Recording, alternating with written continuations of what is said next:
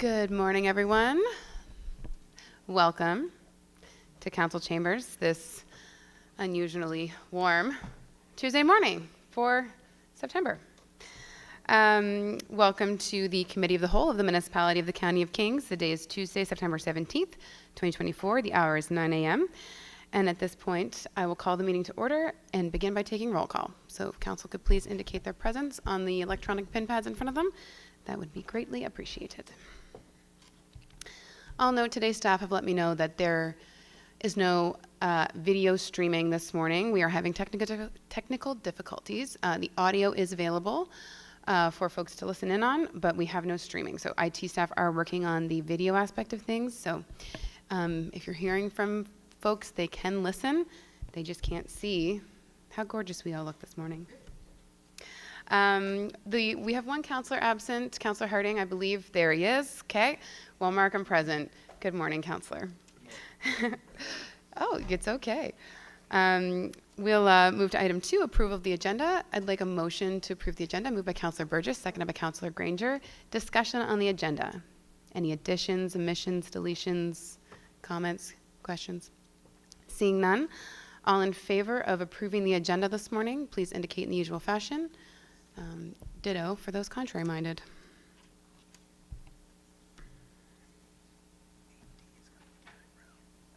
Thank you.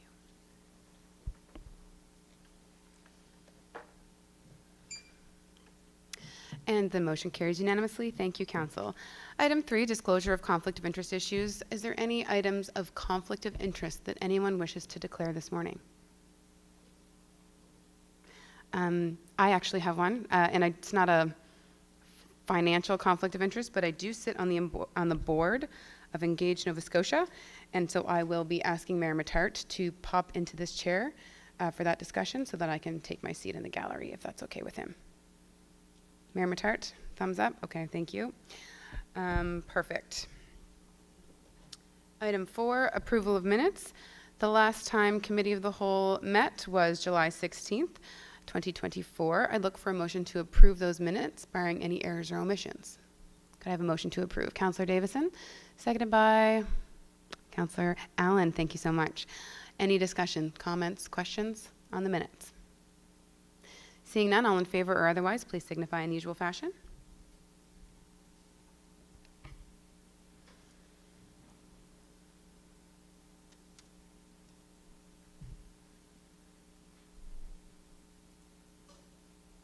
The motion is carried. Thank you, Council. Is there any business arising from that now approved set of minutes? Okay, seeing none, we'll move to item 6, administration. Item A, policy admin -01-008, time of council meetings. We have a notice of reading of this policy. I will turn it over to Ms. Yanni Postma, our municipal clerk. Thank you, Deputy Mayor, and good morning, Council. I will be providing 2 short presentations this morning. The first one is on the time of council meetings policy, admin -01-008.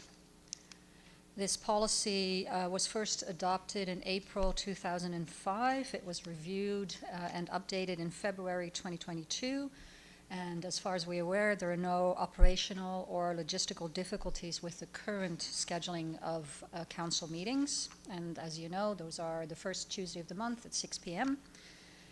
So the only proposed amendment to this policy is the addition of the provision for virtual meetings, which is in accordance of the Municipal Government Act, Section 19A, subsection 1, and our virtual meetings policy, admin 01022. And with that, the recommendation is that Committee of the Whole recommend Municipal Council provide 7 days notice per Section 48, subsection 1 Municipal Government Act to amend policy admin 01008, time of council meetings, as detailed in the September 17, 2024 request for a decision.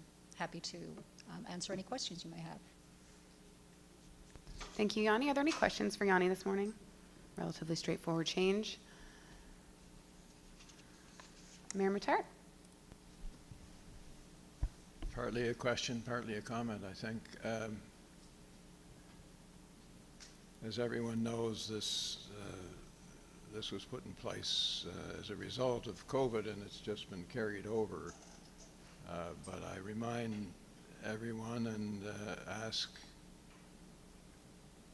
Yanni whether or not she feels it's been captured in the change, that anyone joining online must be able to be seen by, not just heard by, everyone at the council table and those joining electronically or in the audience. So are we okay there? Thank you, Mr. Mayor. Through you, Deputy Mayor. Yes, that is, it's certainly outlined in detail in the virtual meetings policy. So I believe we have all the detail there that we need. Okay. Mm-hmm. But you're correct. Anyone on the meeting needs to be not just heard but seen as well when they're joining virtually, and members of the public need to be able to see and hear all participants of the meeting as well. So if I may? Absolutely. In theory, we could get hung on our own petard if we ran into a video link problem and enough councillors were joining electronically that it turned out we didn't have a quorum. We'd have to move the meeting, right? Thank you, Mr. Mayor. Through you, Deputy Mayor. Theoretically, that could happen. The issue that we're having this morning is with the live stream, so it's separate from, if we were to have a Teams meeting, for example. Yeah. But yes, unfortunately, we would be dependent on technology. And lastly, theoretically, every councillor could be elsewhere and joining electronically for a council meeting. That is correct. But the council meetings are to be held here in this room on the designated date, right? If the meeting is in person, it has to be held here. That's specified in the policy. But if it's a virtual meeting, councillors would be able to join from anywhere, as long as they have a reliable internet connection. Correct. But it's a public meeting and the public would be here. If it would be, if it would be an all virtual meeting, members of the public would have to join the Teams meeting to be able to, actually no, that's not true. Let me think that through. We would still be able to live stream the meeting, and members of the public would be able to watch the video. And if we were to have technical difficulties with the live stream, as we're having this morning, they would have to join the Teams meeting, so we would have to provide the link to them. Mm-hmm. Okay. It's not uncomplicated is my point. Mm-hmm. Thank True. you. Thank you, Mayor. Further questions from Yanni this morning? Okay, seeing none. At this point, I would look for a mover and a seconder for the motion. Moved by Councillor Burgess, seconded by Councillor Allen. Any discussion on this particular item before us?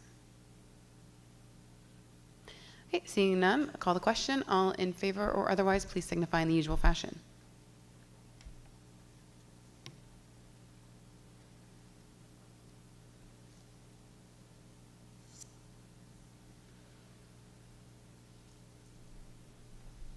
The motion carries unanimously. Thank you, Council. Moving to item B, Policy Admin 01-010, presentations to Committee of the Whole. Again, we have Yanni here with us, so take it away, Yanni. Thank you, Deputy Mayor. So the next policy I'm presenting on is the presentations to Committee of the Whole. This policy was first approved in June 2012, and it was last revised in August 2016. There are a number of proposed amendments. First of all, the policy, as we're doing with all policies, was migrated to the current template, and we added definitions. We enhanced the procedure for processing requests. So when we receive requests from members of the public, from community organizations, etc., there are more details now in how we handle those requests. An option to present virtually was added, but only in exceptional circumstances. Presentations requested by committee of the whole or by staff may be allotted more time. So right now the policy says that presenters have 10 minutes for presenting, and then there are 10 minutes for members of council to ask questions. There is an option now in the policy that more time may be allotted. And also added has been the authority of the CAO to refuse a presentation if the requester has presented on the same subject at least twice within the last 6 months. So when reviewing such a request, the CAO would consider whether there have been any significant developments in the matter since the person's last appearance, or whether the presenter has demonstrated that there's new information to provide to a committee of the whole. Other proposed amendments are the addition of the authority of committee of the whole to prevent a person from starting or continuing a presentation if the conduct of the presenter is abusive or intimidating, harassing, or disrespectful. And also added has been the authority of the committee of the whole under exceptional circumstances to waive any or all of the provisions of this policy to allow a member of the public in attendance to present. So that would only be under exceptional circumstances. And with that, the recommendation is that Committee of the Whole recommend Municipal Council provide 7 days notice per Section 48, Subsection 1, Municipal Government Act to amend Policy Admin 01010, presentations to Committee of the Whole, as detailed in the September 17, 2024 request for a decision. And again, happy to answer any questions. Any questions for Yanni? I have one, if council will permit.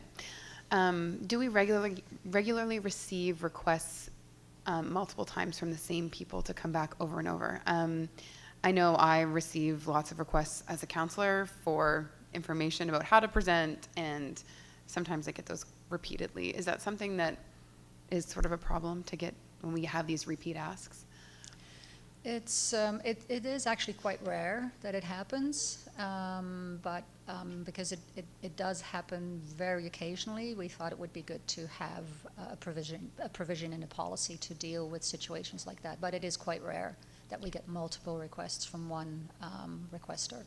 Okay, thank you. Any further questions? Seeing none, I'd look for a motion to approve the recommended motion that says the Committee of the Whole recommend Municipal Council provide 7 days notice per subsection 48, subsection 1, Municipal Government Act to amend Policy Admin 01010, presentations to Committee of the Whole as detailed in the September 17, 2024 request for decision. Moved by Councillor Killam, seconded by Councillor Granger. Thank you so much. Any discussion on the motion? Seeing none, all in favor or otherwise, please signify in the usual fashion.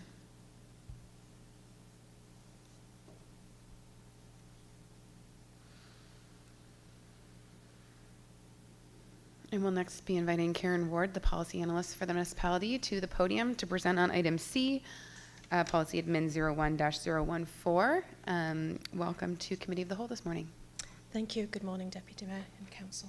Oh, and for those listening, the motion carried unanimously on the last motion. Thank you. Okay, I'm here to talk about policy admin 01-014 on parental accommodations for elected officials.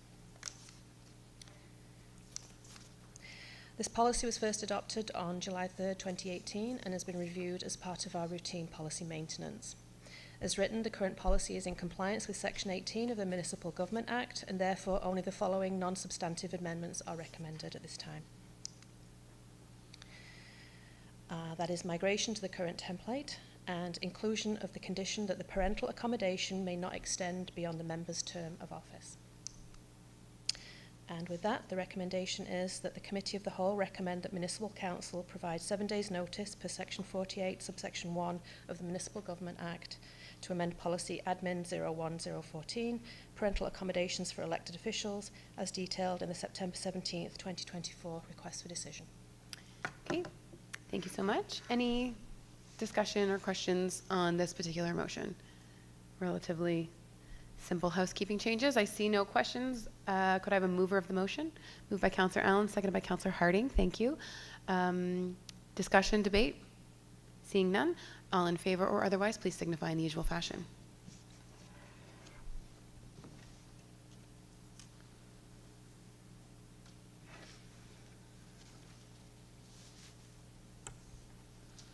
I love a good template migration.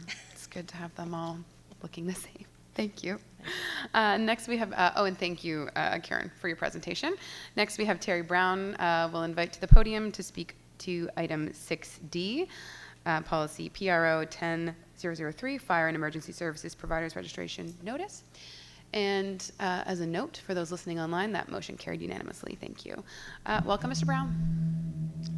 Thank you and good morning. Just make some slight adjustments here. Just some slight adjustments. Just a couple feet. All right. Thank you, Deputy Mayor Lutz, members of council. This morning I'm here to provide a brief presentation regarding policy PRO-10-003, which is referenced as the Fire and Emergency Services Providers Registration Policy. Can everyone hear okay? Might need a little higher. Does it go higher? It is a little quiet in general this morning. Do we find? Okay.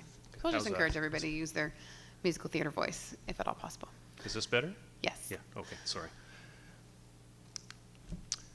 The policy PRO-10-003 is the Fire and Emergency Services Providers Registration Policy, which was approved on November 3rd, 2015.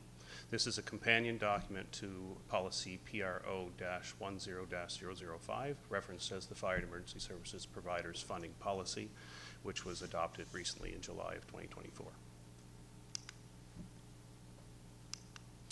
Proposed amendments are as follows: the addition of a definition section, which includes such areas as defining the fire department, fire and emergency services, fiscal year, and society. It also includes an addition of emergency services providers throughout the document, updated reference materials in the evaluation section, requirement for registration on an annual basis versus a regular basis. Currently in the document we have a regular basis. We'd like to change that to annual basis. Also an addition of, or an amendment, supervisor of administration updated to the manager of inspection and enforcement division. Proposed amendments continued. The proposed amendments to registration, the registration form, to include a field for Registry of Joint Stocks Companies identification number, as well as specifics specifies a mandatory minimum amount of liability insurance to be maintained by the fire department or emergency services providers. And before you is a recommended motion that the Committee of the Whole recommend Municipal Council provide 7 days notice per section 48(1) of the Municipal Government Act to amend policy PRO-10-003, Fire and Emergency Services Providers Registration, as detailed in the September 17th, 2024 request for decision. Thank you, Terry. Any questions or comments from council this morning? I have a brief one, if council will permit.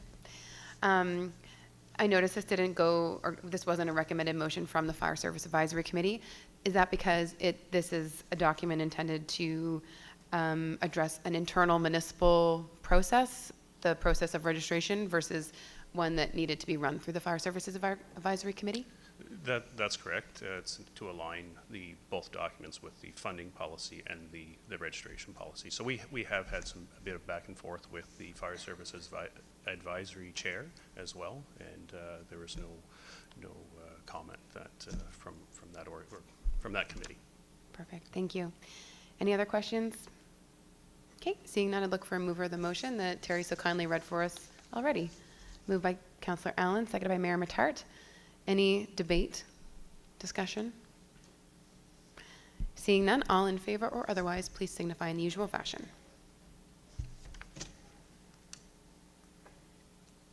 And thanks, Terry, for your presentation.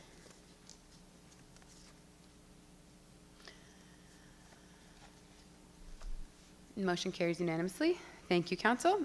Next up, we have policy FIN 05018, community grants, being presented by Amy Johnstone this morning, our grants and funding administrator. I believe this is a less straightforward changes being presented to this policy. So are you taking us through a presentation this morning, Amy?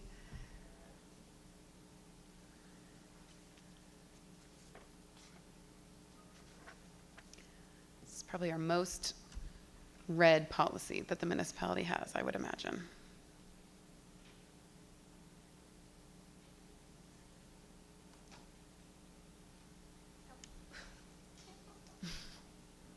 And for those listening online, we're just having a few technical quirks this morning. Here we go. Welcome to Committee of the Whole, Amy. Thank you. I wish I could say it was going to be that quick.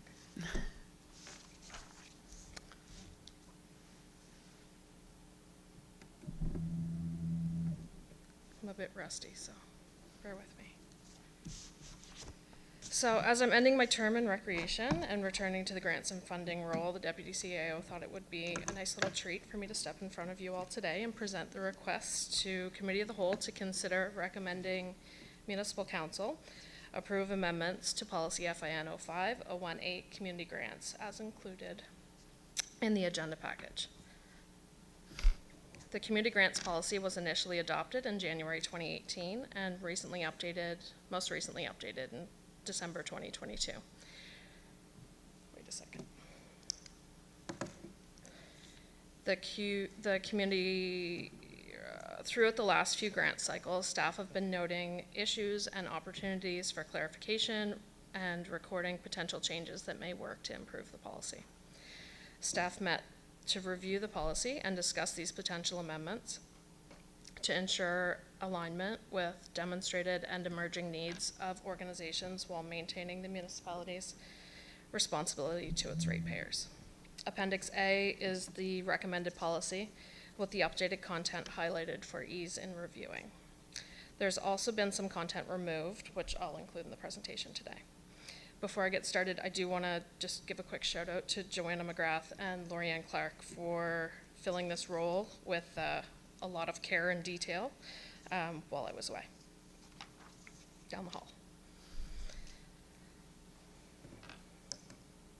So to start, it's recommended that the Youth Travel Assistance Program be removed from the Community Grants Policy, and that the staff within the Community Development Division develop a new program, along with corresponding budget, to better support youth in accessing and participating in local recreation opportunities. The addition of a graduation event assistance program is recommended to be included in policy in response to the council decision to provide $1,000 towards safe grad activities for each of the 5 high schools in Kings County per the March 3rd, 2020 Municipal Council motion. This funding program has existed outside of policy since council's motion to create the fund. The addition of this policy would bring it inside policy. The addition of this program would bring it inside policy, ensuring it's administered the same way as the existing community grants programs operate. In relation to recommendations relating to eligible organizations, the types of organizations eligible to apply through this policy remain the same.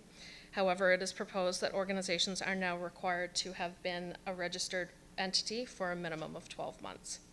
This addition will help to ensure stability of the organization and that they have financial information available for evaluation.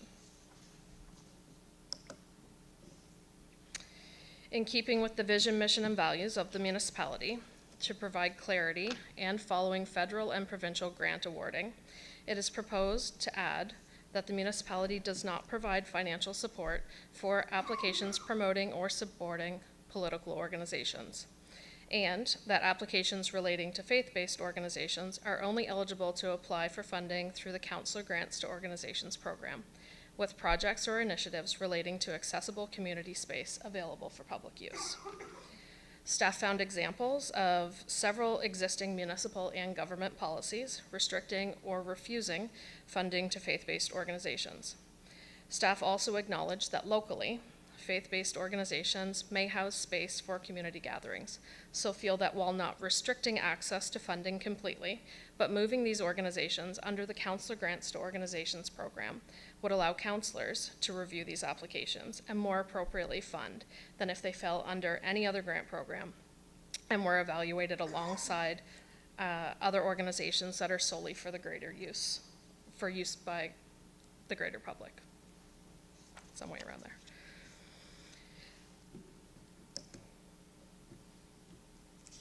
In relation to organizations applying to multiple grant programs each year, per the policy, currently reads, only one request per organization to each grant program per year will be considered. In an effort to ensure that as many organizations as possible can receive funding each year, it is recommended that there is more of a limitation on how many grant streams can be applied to by any one organization in a year. Organizations would now be able to pick one stream, or they may apply to festivals and special events or community recreation programming assistance plus one other stream. This recommendation will allow more organizations to potentially receive the full funding amount or closer to the full funding amounts requested, making more of an impact, as opposed to scaling back all applications as currently occurs when requests far exceed the budgets. There is also a clause built in the recommended amendment that allows the 5 high schools to apply to the very specific graduation event assistance program in addition to these options as needed.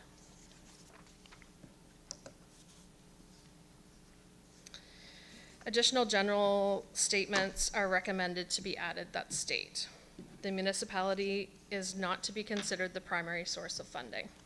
This isn't really a change to policy, but is now broken out to be its own point to help highlight it. The municipality does not contribute to general fundraising endeavors. Again, not much of a change, but this should help ensure clarity. The municipality is committed to working towards accessibility for all people within the municipality of the County of Kings. Therefore, by 2030, if the program, service, event, or initiative is not deemed accessible per the current prescribed public sector standards, the municipality will not provide funding. Grant funding for professional fees will be capped at 25% of the total combined professional fees to a maximum of $10,000. Examples of these professional services could be legal, accounting, engineering, planning, or grant writing. No future applications from an organization will be considered until all previously awarded grants have been completed and no deliverables are outstanding. This again isn't completely new, but it has been updated and broken out as it's important for applicants to clearly understand that all open funding must be closed before the organization can apply for any future funding.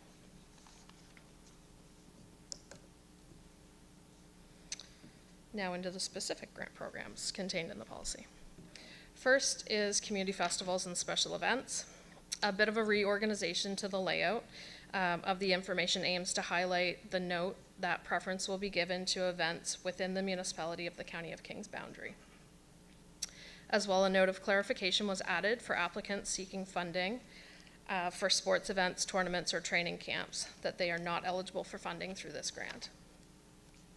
No changes are recommended to the type or amount of funding assistance available through this program. Community Hall Assistance Program is recommended to have a maximum assistance available adjusted to encourage organizations to prioritize accessibility. Currently, funding of up to 50% of any general project renovation or upgrade cost to a maximum of $7,500 is available. It's recommended that this be changed to 50% of total cost to a maximum of $5,000 for any general project renovation or upgrade, with an additional $2,500 for projects related to accessibility upgrades or enhanced accessibility. Also, the definition of community hall was added to help organizations easily understand if they selected the appropriate program to apply to. And a note was added to advise that faith-based organizations are only eligible to apply for funding through the Council Grants to Organizations program. For community recreation programming assistance, the requirement that community recreation programming included in these applications be youth-focused has been removed. This program is now available to assist community organizations providing recreation programming to individuals of any age within the County of Kings. No changes are recommended to the amount of funding assistance available through this program.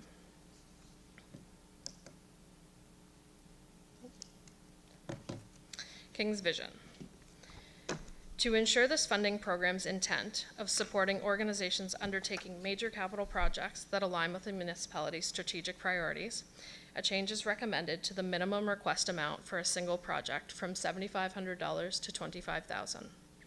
This change should allow Municipal Council to focus funding efforts on significant initiatives contributing to the vision of being a community of communities where all people belong. The maximum assistance available through this program of up to 50% of the project cost remains unchanged. Additionally, it's recommended that King's Vision grant focus on capital initiatives and remove the eligibility of operational costs, and require projects be ready to commence within 2 years of the application date. It is recommended that organizations awarded King's Vision grants be ineligible to apply to this program for 12 months following the completion of a project, thus allowing other major initiatives to be considered within this competitive grant stream. The few organizations that have relied on operational funding on an annual basis should now be addressed through council grants to organizations if they do not fit within another program, or in a few cases through special agreement. 2 examples of organizations that have been removed from the competitive grant programs and entered into agreements are Search and Rescue and King Senior Safety.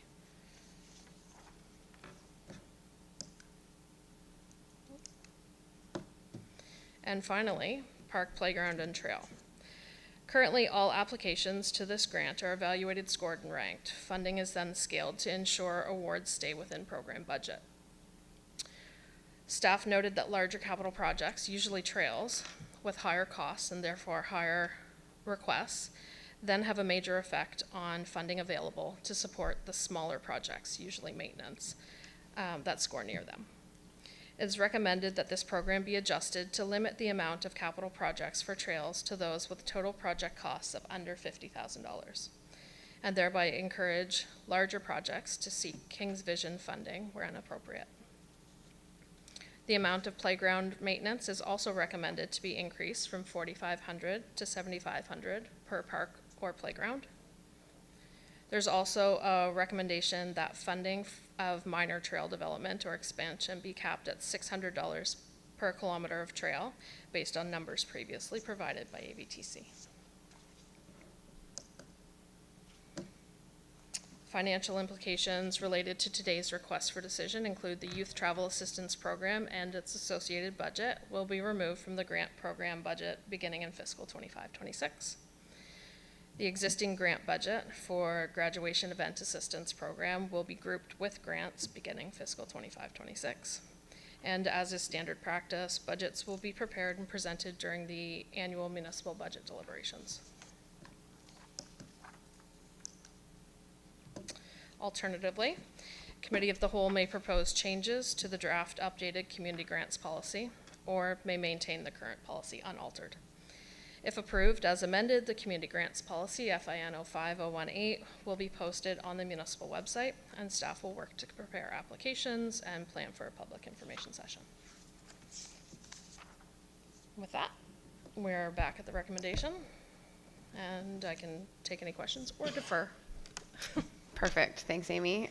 Questions, comments this morning? We'll start with Councillor Killam and then Councillor Armstrong. Thank you, Deputy Mayor.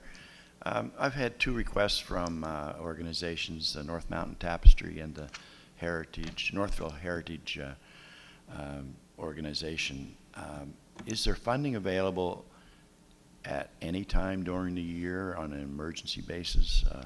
The issue around the tapestry is the steeples rotting out on their church where they hold markets it's a church, but they hold their markets every Saturday there and other community events, and they're really concerned. The steeple, it's I have pictures of it, and it's if it falls in, it's not going to be a good scene. Just a question as to how they can go about it. Certainly, through you, Deputy Mayor, to Councillor Killam. Emergency funding is really only noted in the Community Hall Assistance, the Community Hall Assistance Program. So if after the application deadline comes, everything's evaluated and funding is awarded, and if there's funding available after that, then we would accept applications for emergency funding. Generally, all of the funds that are set aside for community grants are awarded. So there's not often funds available after the fact for that. We do there's just really the deadlines are set for the applications to come in. So through us, there is no emergency funding. There may be through some other levels of government potentially. So I'd certainly be happy to work with them to see if I can find any. Yeah, the estimate's a $15,000 estimate on the steeple, and a $1,500 request from North Mountain, or Northville Fire Museum.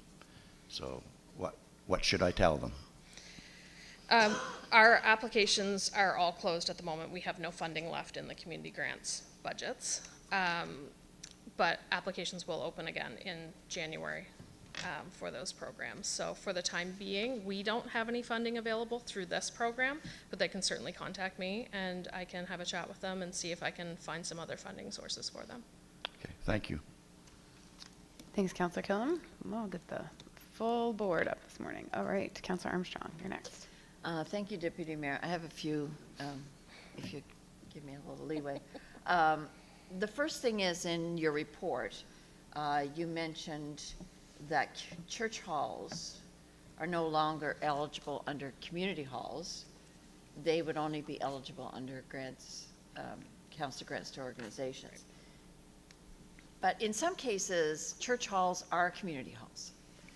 And by putting them under council grants to organizations, it severely cuts down on the amount of money that can be awarded, because you don't give us a lot. We don't You give don't give ourselves a us- lot. We don't give we set the budget. we for don't the- give We don't give ourselves a ourselves lot. up. We set the budget. So it can, I'm just thinking that it might be difficult, especially when there's a note in here that says the community hall assistance is going to sort of gear up to focus on the accessibility issues. And if there's any place that, you know, might have accessibility issues that have a lot of traffic, would be churches and community halls. So I'm not sure that I necessarily agree with that. I mean, I understand the faith-based and all that stuff, but when it comes to using a church hall, a lot of times it's not faith-based. It's, you know, people in the community use the hall for whatever's going on. So I'm not necessarily sure I agree with that. The other one that I had a question on was the community festivals and special events. And in your report, you made a note that said that preference would be given to events happening within our boundaries, and no admission fee charged.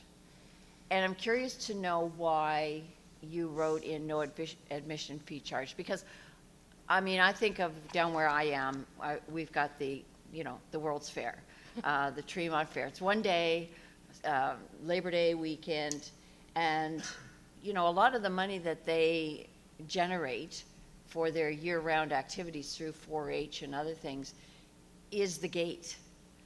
And so by saying that they may not be eligible, or they may be eligible for reduced funds because they charge a gate, then, you know, my mind says to me that I would tell them to stop charging a gate and ask for more money. So, you know, you kind of have to temper that somewhere, right? So I have a bit of and same with even with gala days. You know, their gate goes to support children's programs throughout the county, not just here. So that no admission fee is bothering me. And then the only other thing I had is in the policy itself, 3.1.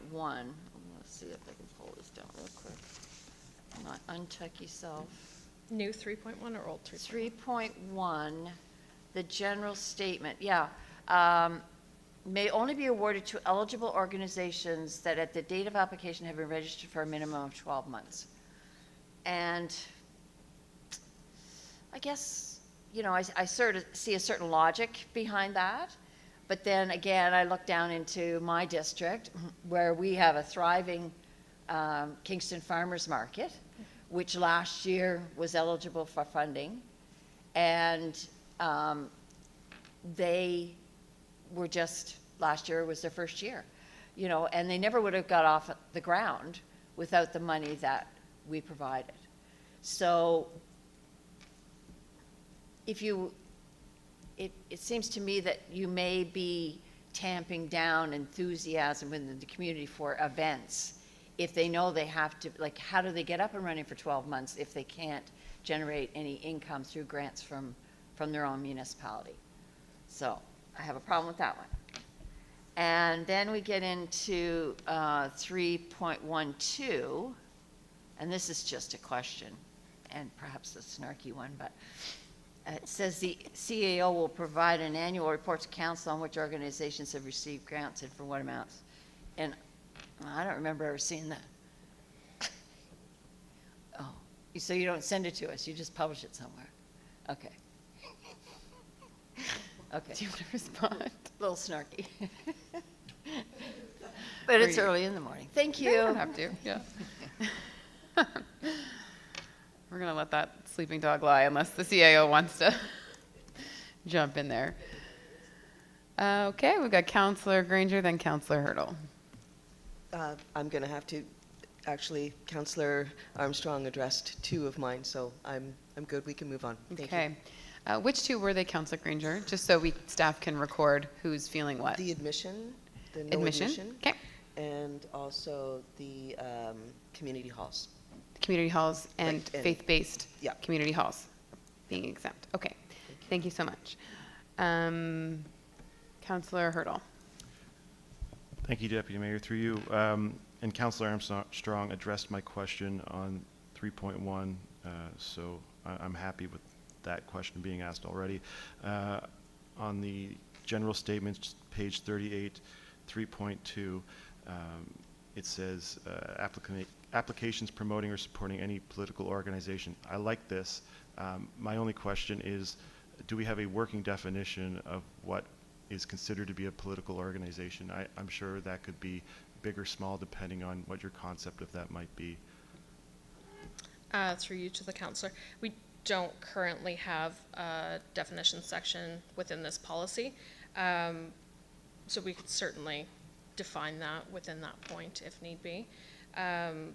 We don't often see this. I don't recall seeing any of these applications, but with the research that staff had done, this was popping up. So we just tried to kind of nip it before it was ever an issue. So I think it was a good catch, absolutely. Yeah. Thank you. Thank you, Councillor Hurdle. Mayor Matart. Thanks. I'm sure some of this stuff goes to debate as opposed to clarification, but is there, I'm sure there is, but what is the rationale behind the 12-month waiting period? What's the purpose of that? through you, Deputy Mayor, to Mayor Matart. We have experienced some applications that come through from organizations that are newly registered, that don't have much of a financial background to kind of show us their budget plans and things like that to go forward. So the thought behind the being registered for the 12 months was that they would be in operation for a year and they would understand their sustainability a little bit more before requesting funding, where we generally can't fund more than 50% of any project. If we award money to this organization and then they aren't able to follow through with the event, we can call back that funding, but we can't re-award it to another organization. So it ends up going into surplus allocation and not going to another organization. So this is just another way that staff thought we could catch that ahead of time or set something up in place to ensure success for both us and them.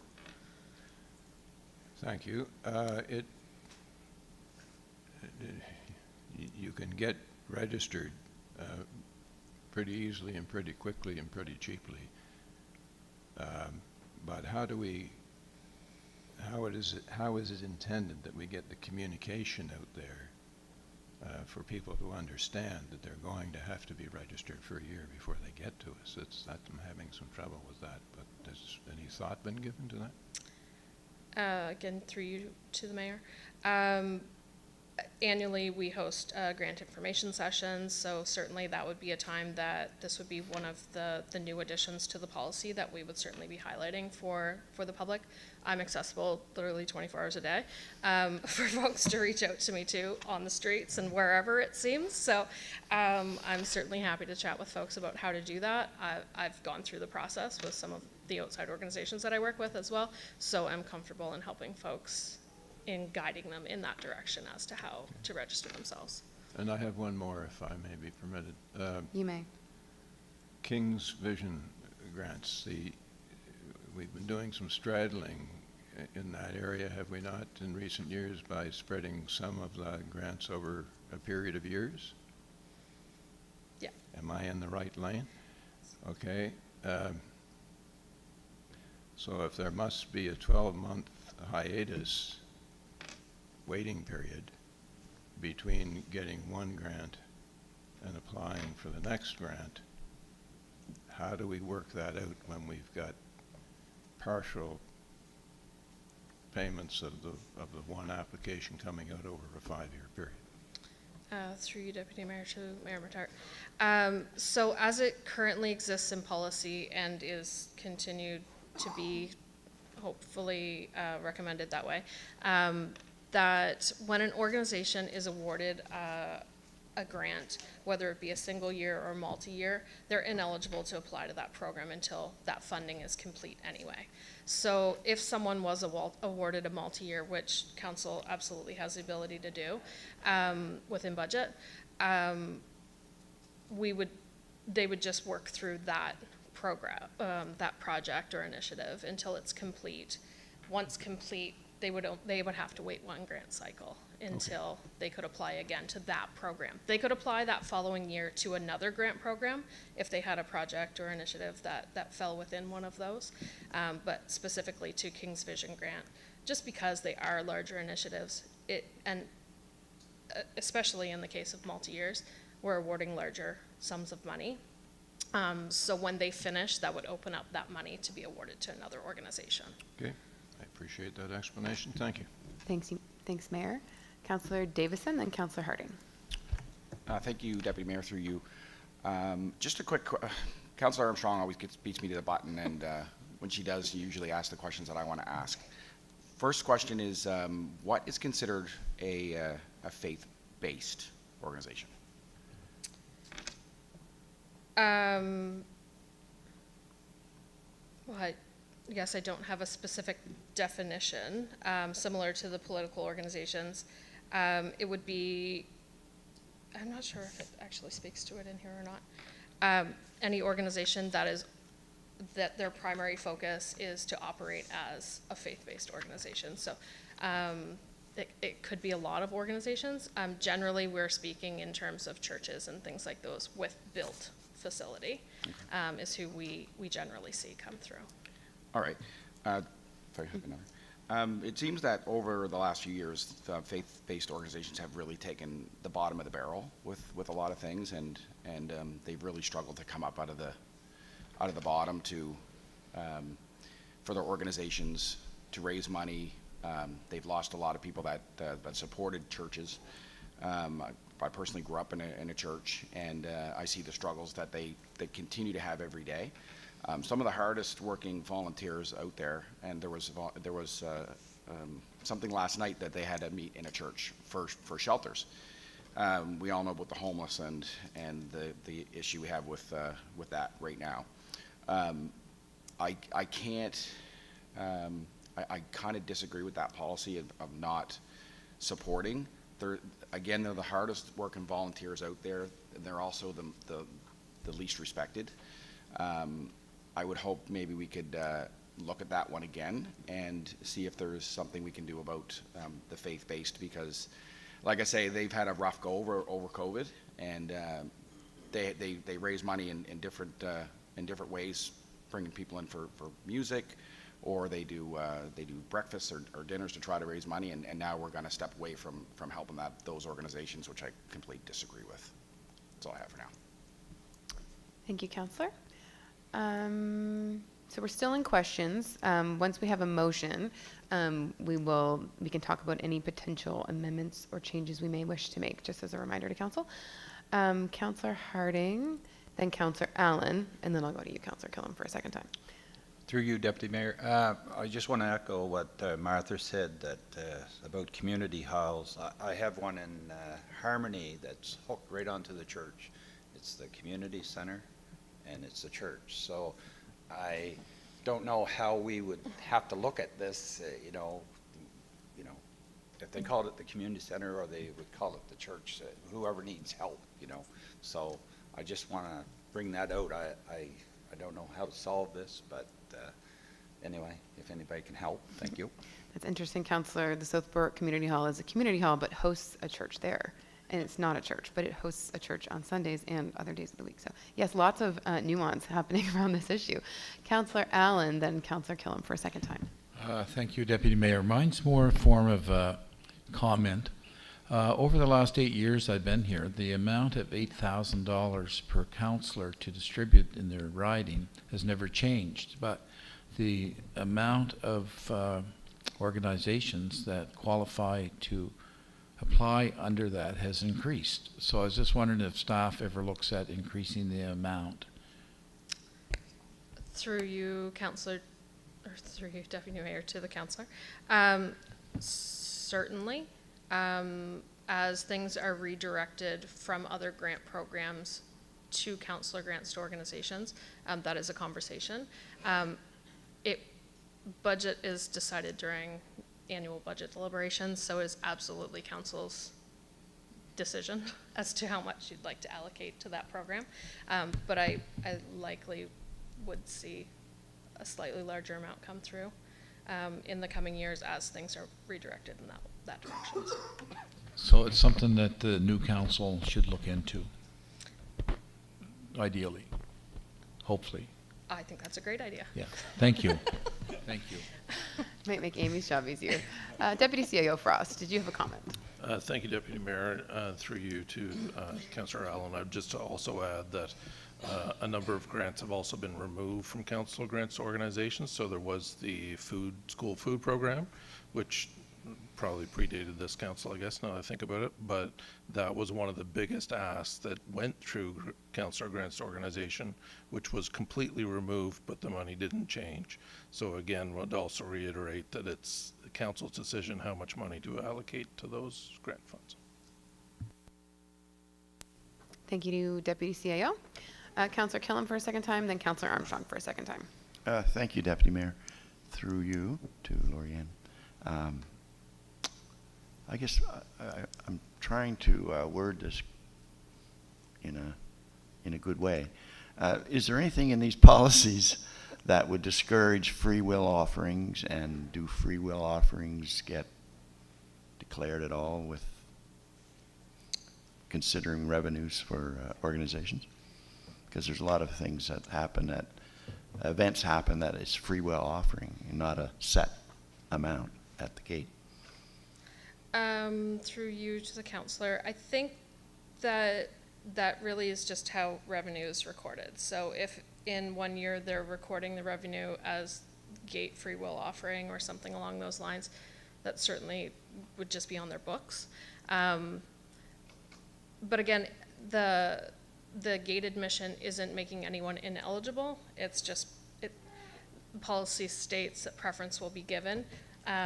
There's general criteria, scoring criteria that is used for all applications. So that's only, one minor factor in the overall. Yeah, I'll leave it at that.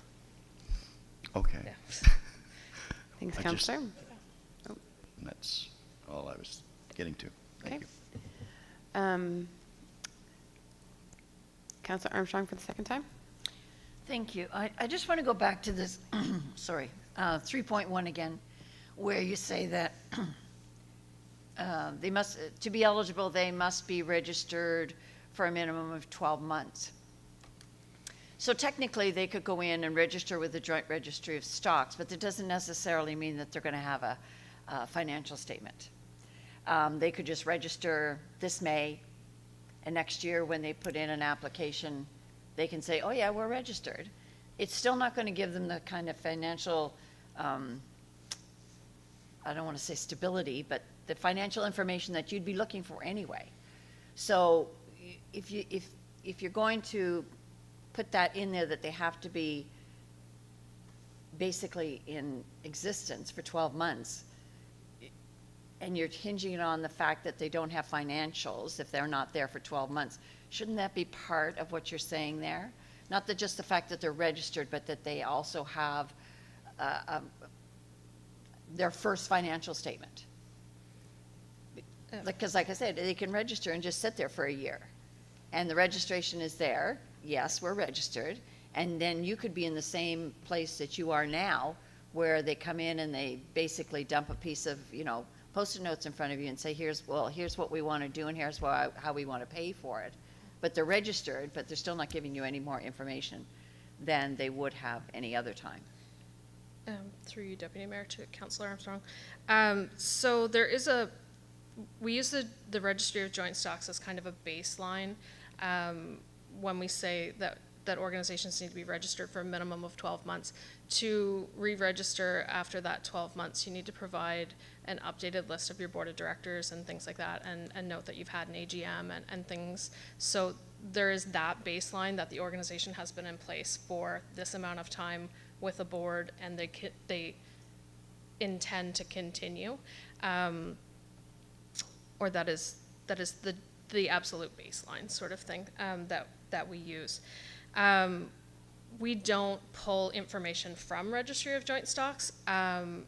We require that the organization provide us their budgets and financial statements and things like that, depending on which program they're applying to.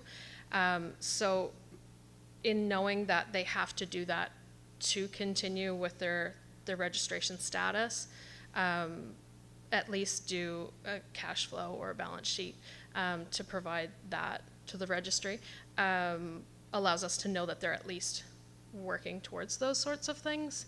I don't know if that really answers your question.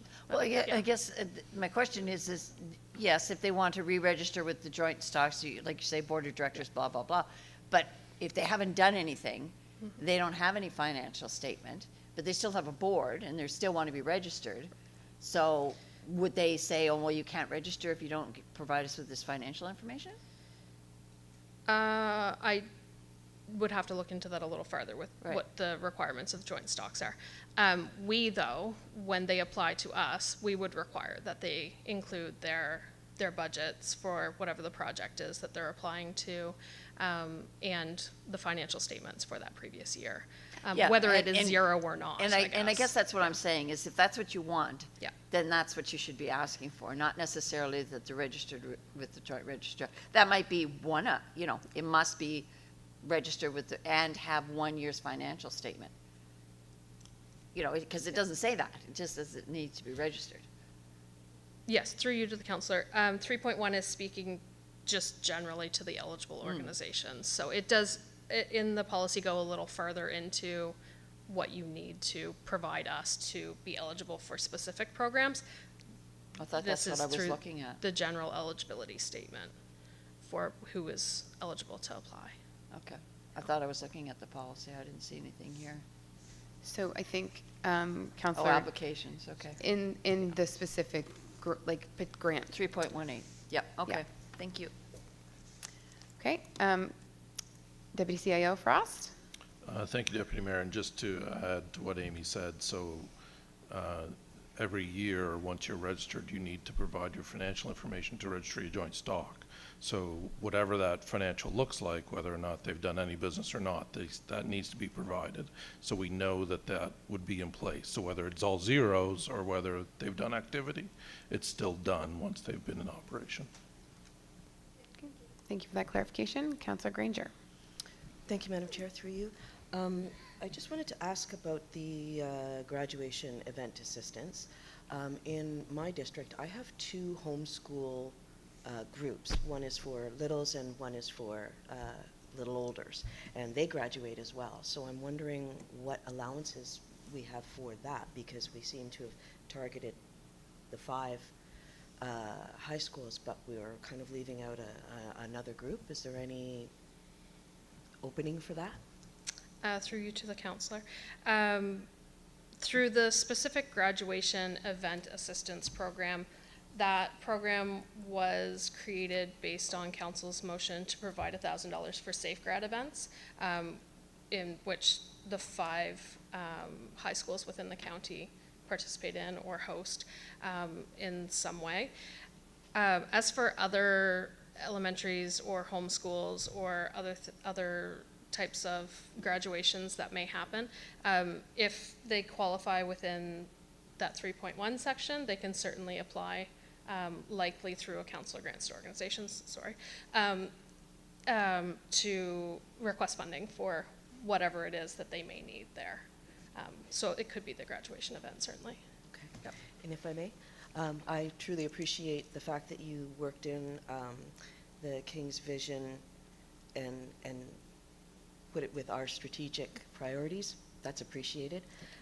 Also, for you and your team, I know it's a lot of juggling in a short period of time, so thanks for that. You do a great job at it, and it's usually very timely. So, thank you. Thank you, Counselor. Yeah, a perfect grants policy looks different to every single person, probably around this table and in your department. So I know it comes at the cost of a lot of hours of discussion. So many thanks to those conversations. I had one question. I have no more lights, if council would permit. Just do we advertise the graduation event assistance program to the high schools? Like, are they notified of it, and do they take it in general? Certainly. We reach out to the schools to find out who the contact is, the main contact is each year, because generally it changes. If there is someone that they have hosting the grad committee or whatever it is, the application does have to come through from the school, and the funding is provided to the school with the intention that that is directed towards those safe grad events or graduation events or whatever it might be at this point. So certainly we reach out to them, and absolutely, we have been receiving applications and sending those funds through to high schools over the last few years. Perfect. Thank you. Okay. No more lights. That was a very active question period. So many thanks to council for your thoughtful questions and your engagement on this policy.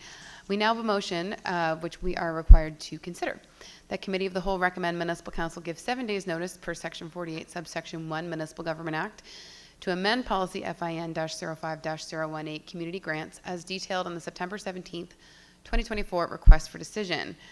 How would Council wish to proceed? Councillor Armstrong, do you move the motion? Okay. So the motion is moved by Councillor Armstrong. I have a seconder, seconded by Mayor Matart. Discussion, amendment, anything along those lines? Councillor Armstrong. I guess if it was up to me, I'd prefer to table this because I think I have a real problem with the 1-year wait period for new initiatives. Like I said, if the Kingston Farmers Market had to wait a year before they were eligible for any kind of funding, they probably wouldn't exist today. And they are a going concern and just a jewel in the crown of Kingston. And I have a problem with the gate part, although that not so much, like it niggles, but I wouldn't vote against it for that. But I do have a very big problem with the church halls not being included in community halls. So I would prefer to have it tabled and maybe have staff have another quick look at it. But if my fellow councillors don't agree, then I'll just vote against it. Thank you. Thank you, Councillor. So we'll take some discussion on the motion as it reads. And then what I'll do is we can amend this motion with any requested changes. I think that's fair at this point, that we could simply amend at the end, comma, with the exception of, and then cite some of the things that we may feel need to be addressed based on the discussion we've had. All right, but we'll keep the conversation going with Councillor Burgess. Thank you. I just want to start by saying thank you to staff. There's some great changes here that really tie up some loose ends that are frequent questions both by us and residents here as well. I do have some hesitations with the faith-based organizations. I think I would like to see that be more specific to if they aren't changes or things that they would like to see for the greater good. I know that the Junior Adventurers Club in our county does some great work teaching life skills. It's a lot like Scouts and Girl Guides. However, they are faith-based. However, they still provide exceptional community development. And then also, I know that like my children attend Girl Guides in a community church, which wouldn't be considered a community hall. It would be considered faith-based. However, that building does require significant upgrades for all of the community to be able to continue to use it. So I think I would like to see something in terms of the faith-based specific to if it's only going to contribute to the faith-based organization or if it's contributing to the greater community. If it's like somehow contributing to the greater community or having an incentive for the greater community, that be considered. In regards to the mission fees, similarly, I'm wondering if we could leave that, if we could ask for community organizations to prove or just be able to show that they've been contributing those funds to the greater community as well. And then that way they would still be eligible for those grants. So like if they have an admission fee, are they specifically using that for community organizations or are they using that for their own financial gain? Something more specific to that. And much like Councillor Armstrong is saying, we have a lot of great organizations that can't start from nowhere. So the 1 year is a little bit tricky. It is going to leave a lot of hesitation for people who want to get involved in our community or may have great initiatives. So I'm wondering if we've ever thought of like a startup grant that contributes to our strategic priorities or the benefits of that align with accessibility and like the strategy of belonging. If we could have a startup grant instead, or if that's ever been considered. And I really love the one about the youth travel assistance because I get a lot of questions about people looking for youth recreation assistance, and it doesn't often have to do with travel, and we don't have anything specific to that. So I think that that's one that's not well used right now, and I'm excited to see staff focusing on how to change that to better support our youth. So those are just my comments. Thank you. Thank you, Councillor. Also, just as Council discusses, I have sort of an alternate motion coming together here that I may bounce back to Councillor Armstrong based on her comments, but we'll continue with debate. Mayor Mattart, go ahead. Thank you, Deputy Mayor. Listening to the comments around the table, it occurs to me that I would be supportive of a motion to table and refer back to the presenter and the group. I think this has been great work, and this is the first time it's come before council, and every councillor has, well, many councillors have commented on individual items. I think it would be useful to the staff group that put this together to have the opportunity to go back and determine whether any of the comments that have been made by council are items that should result in some additional clarification to the policy or additions to the policy or not.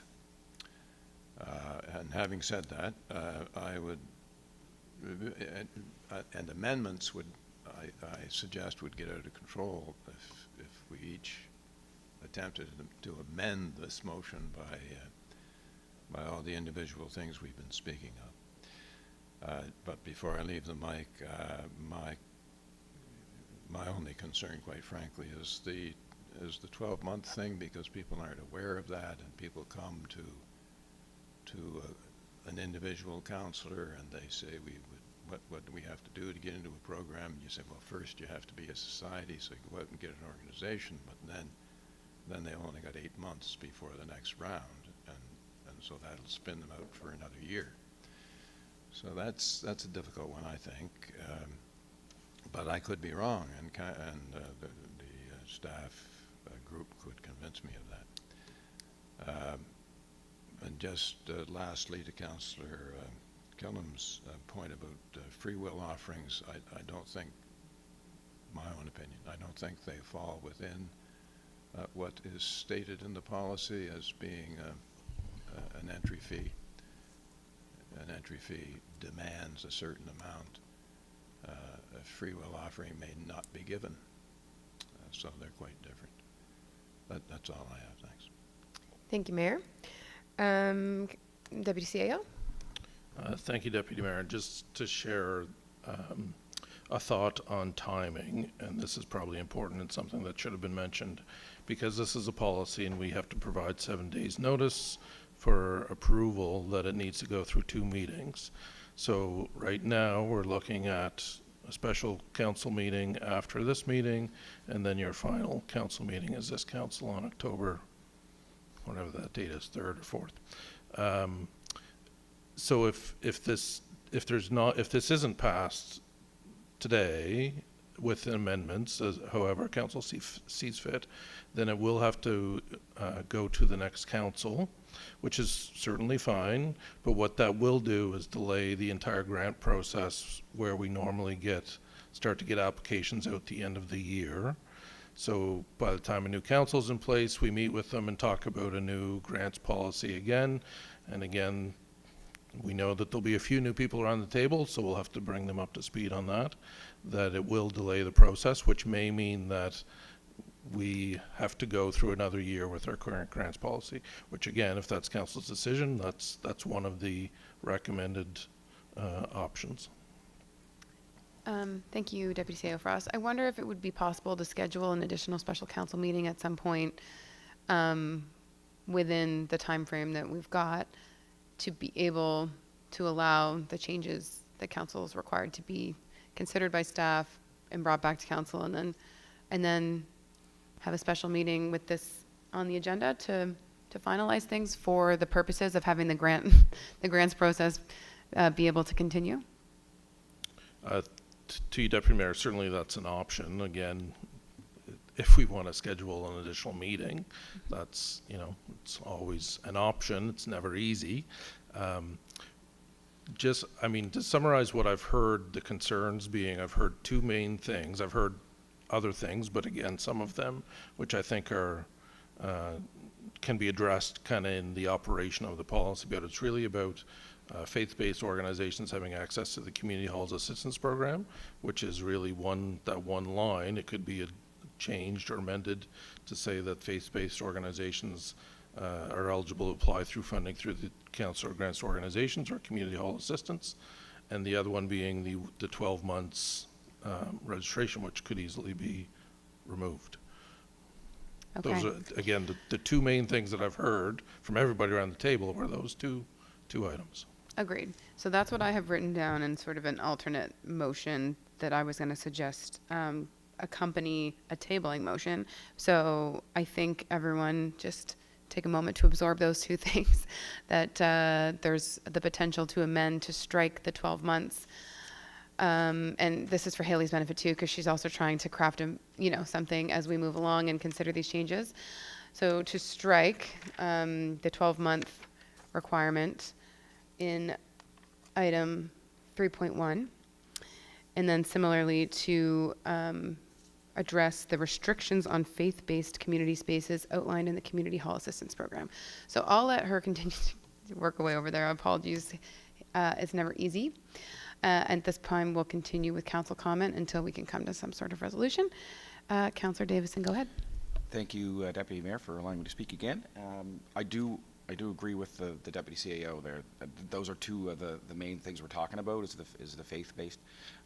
Quick note first, staff does a great job. When we're talking and everybody's discussing things, we never, we're not bashing the staff. We just want to make sure that everybody knows that they do a great job.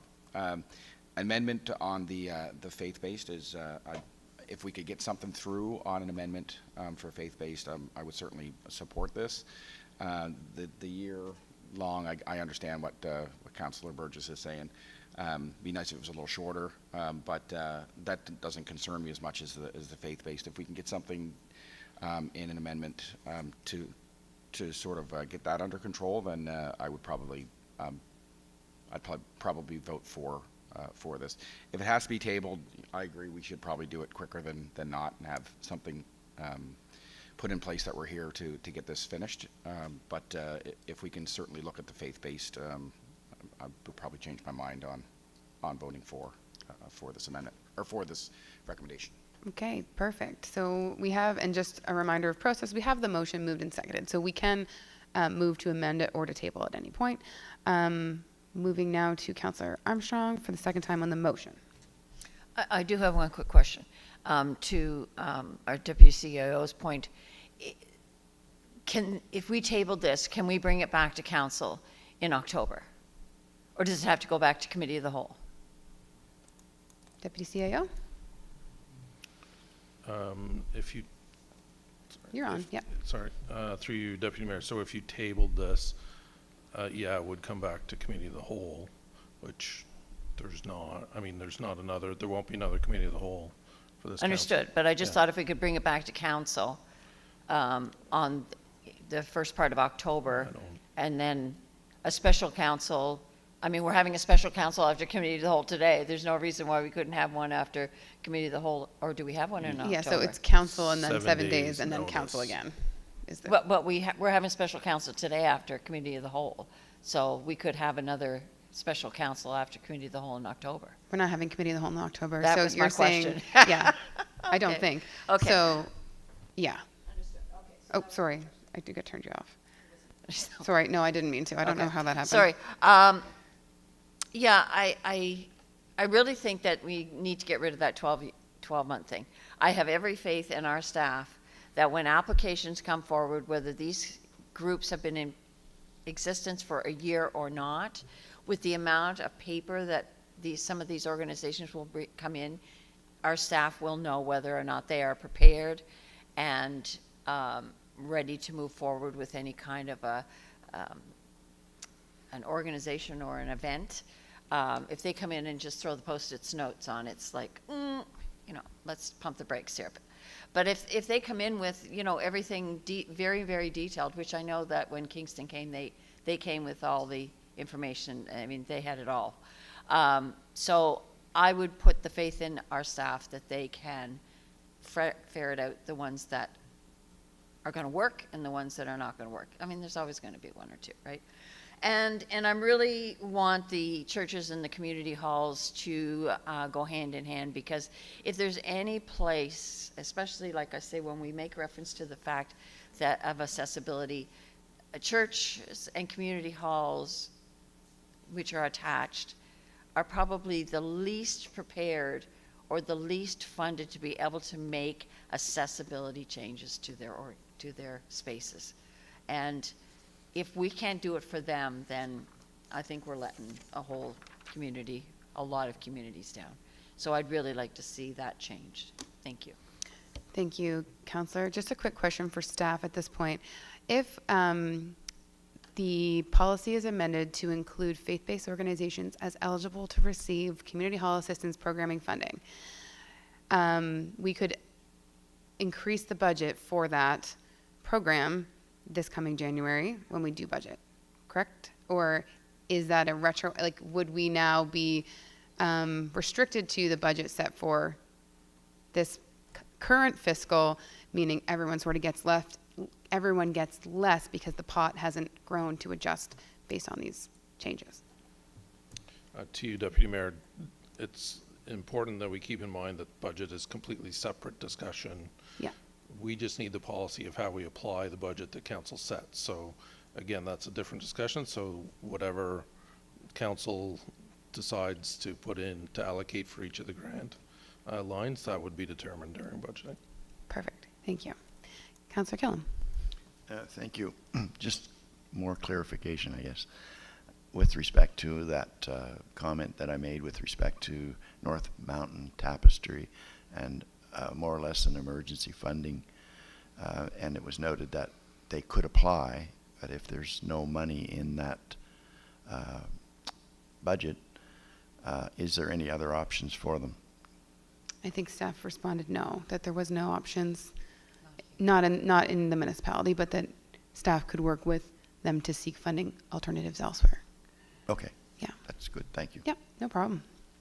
Okay, we have a motion that's been moved and seconded. I suspect that there's an amendment coming which would direct staff. So it would read that Committee of the Whole, and I'll wait for someone to indicate that they wish to move it, but the Committee of the Whole recommend Municipal Council give 7 days notice per Section 48, Subsection 1, Municipal Government Act to amend Policy FIN-05-018, Community Grants, as detailed in the September 17th, 2024 request for decision, with the exception of item 3.1 regarding the 12-month requirement for registration and the exclusion of faith-based community spaces in the Community Hall Assistance Program. So that is a suggested amendment, that tail end piece. Can I see this, everybody? So Councillor Armstrong will move that amendment. Is there a seconder? Councillor Granger for that amendment. So this is just on the amendment on those two particular pieces. It's been moved and seconded. Is there any discussion on the amendment? Checking in with Haley. You okay over there? Okay, keeping track. Thank you for all you do. Oh, great. On the amendment, and we'll just wait till it's brought up on the screen, even if it just says amendment, Haley, that's okay. I think it's been read into the record with some clarity, I hope.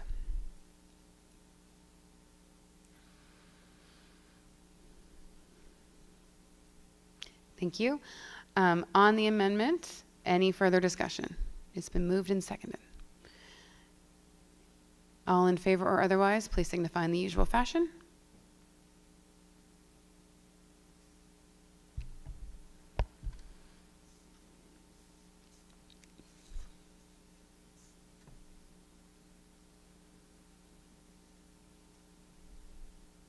The motion carries unanimously. The motion is amended. It's been moved and seconded. So now we have a motion that's been amended on the floor.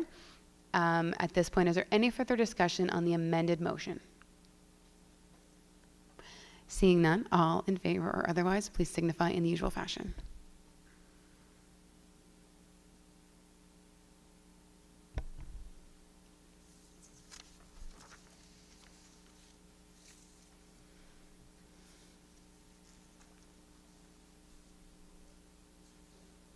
The motion carries unanimously.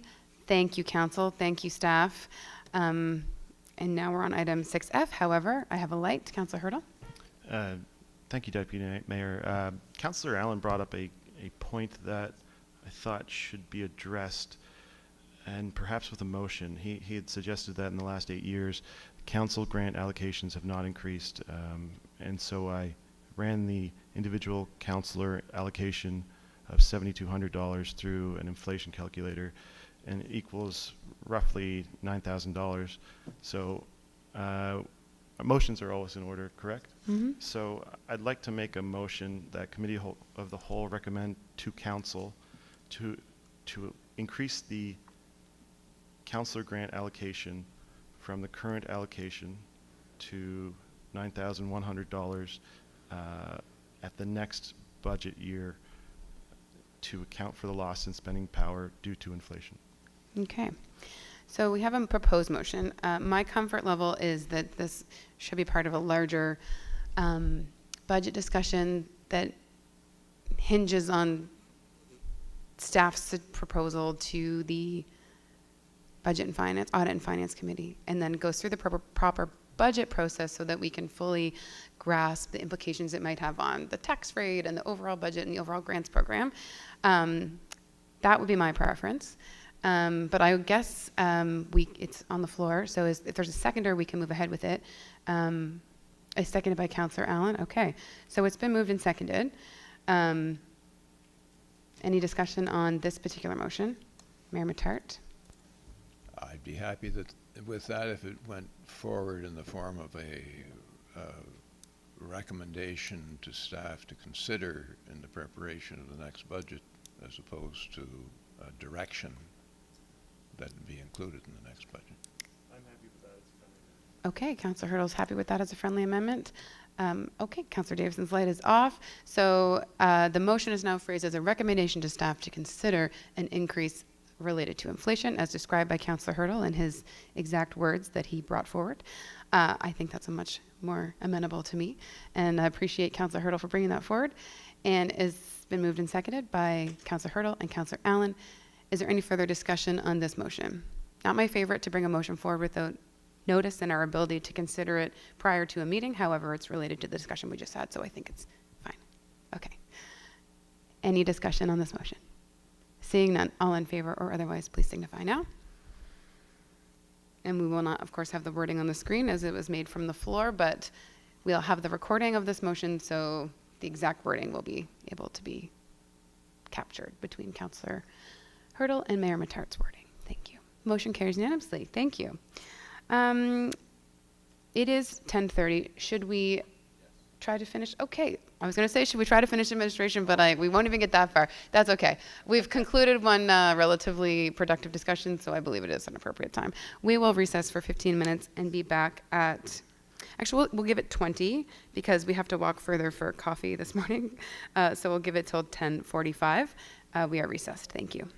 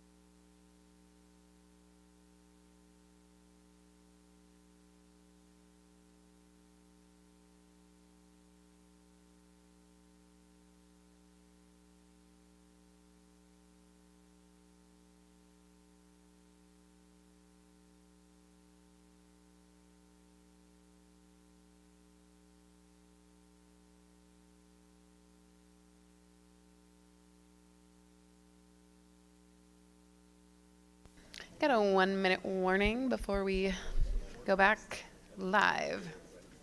Just a 1 minute warning.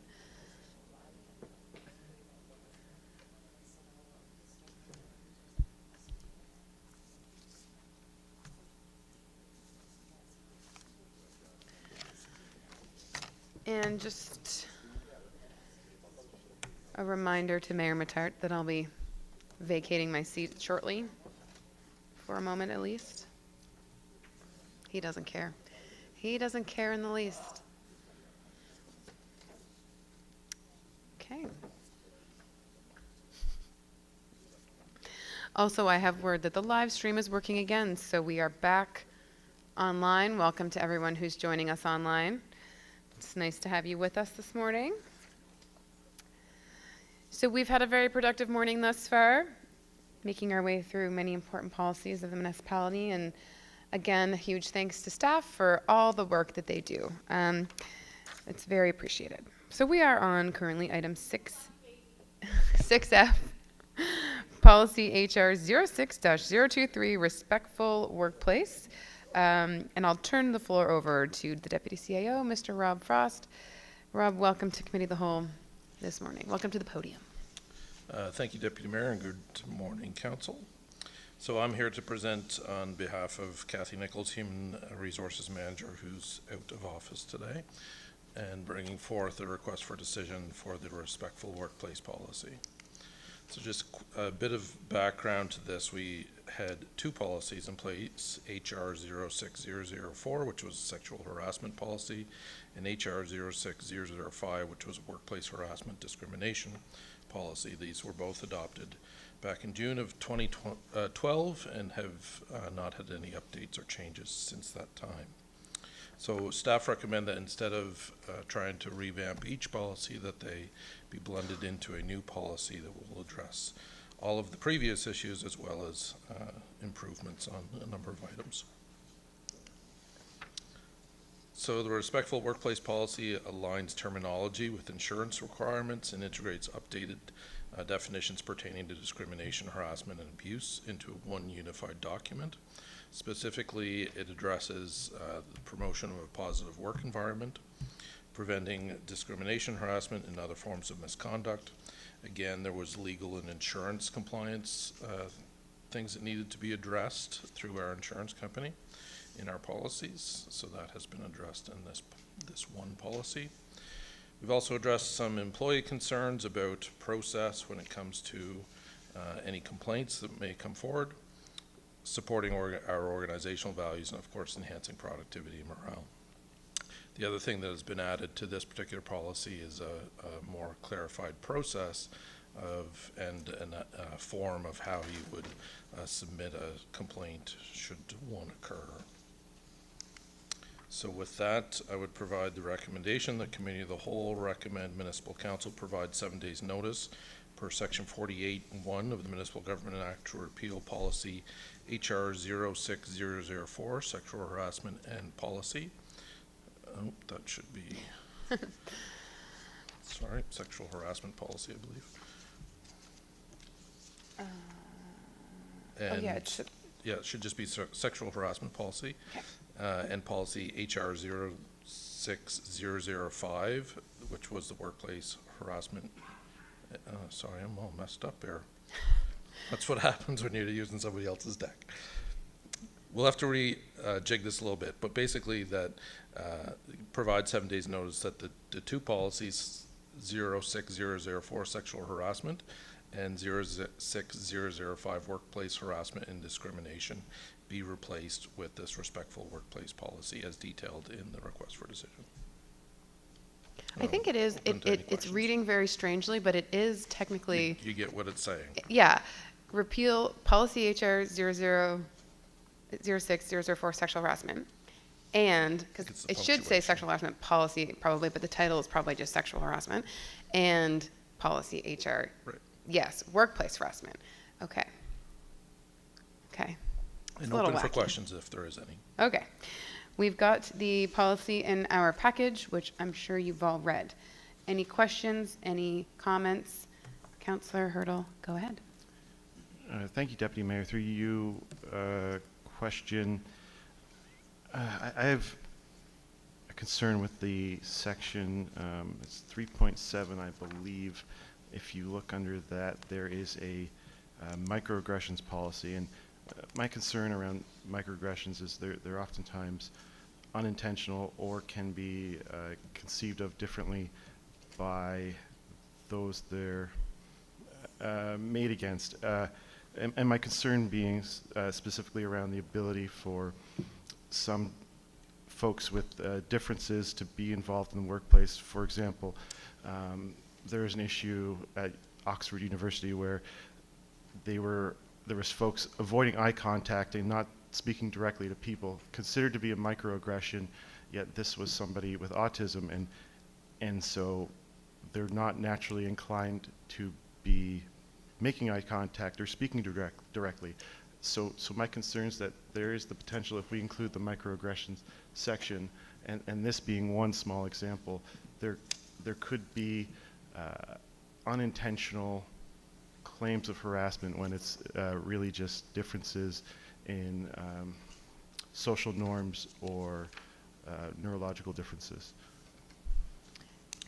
Through you, Deputy Mayor, to Councillor Hurdle. So certainly if further in the policy, when you get into the process, it speaks to how a complaint would come forward, and then it of course needs to be reviewed. So it's not saying that, you know, if someone claims something, it automatically happens. There's a process for it to be investigated. So it's important that microaggressions remains in the policy so that if it does happen, again, there's absolutely cases where it may not be found valid, but it needs to be in there so that we can investigate if there was a legitimate complaint.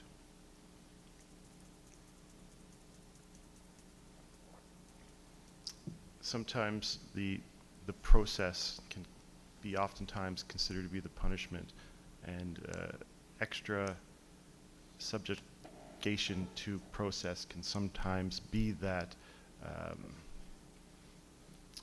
undue burden on folks. So microaggressions typically is a controversial understanding in itself,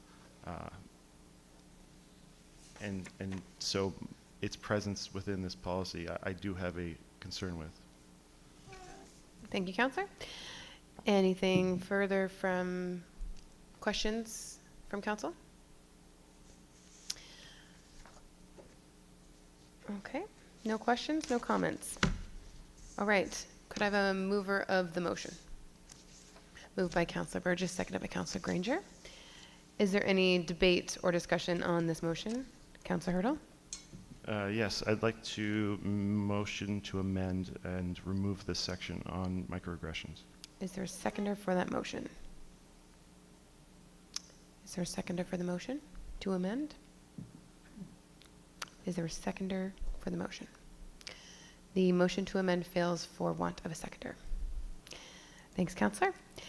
Anything further? Debate? Thank you, Deputy CIO, for your presentation. Oh, Mayor Matart. Just wanted to say that I'm not unsympathetic to Councillor Hurdle's comments. It's a very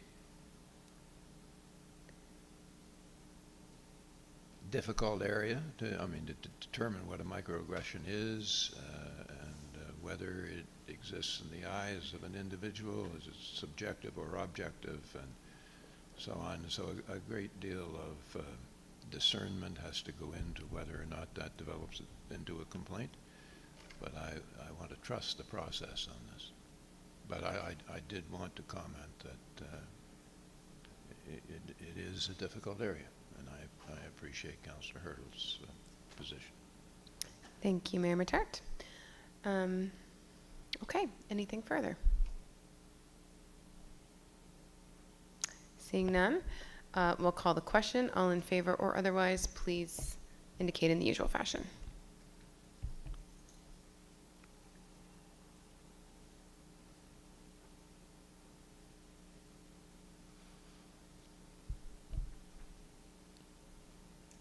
The motion carries unanimously. Thank you. At this point, Mayor Mattart, could you please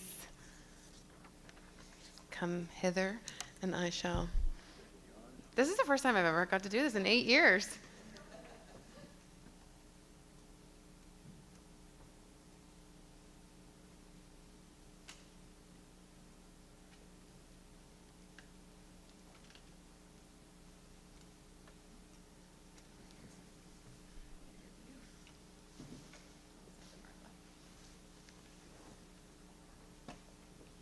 Thank you, Deputy Mayor. The Deputy Mayor is being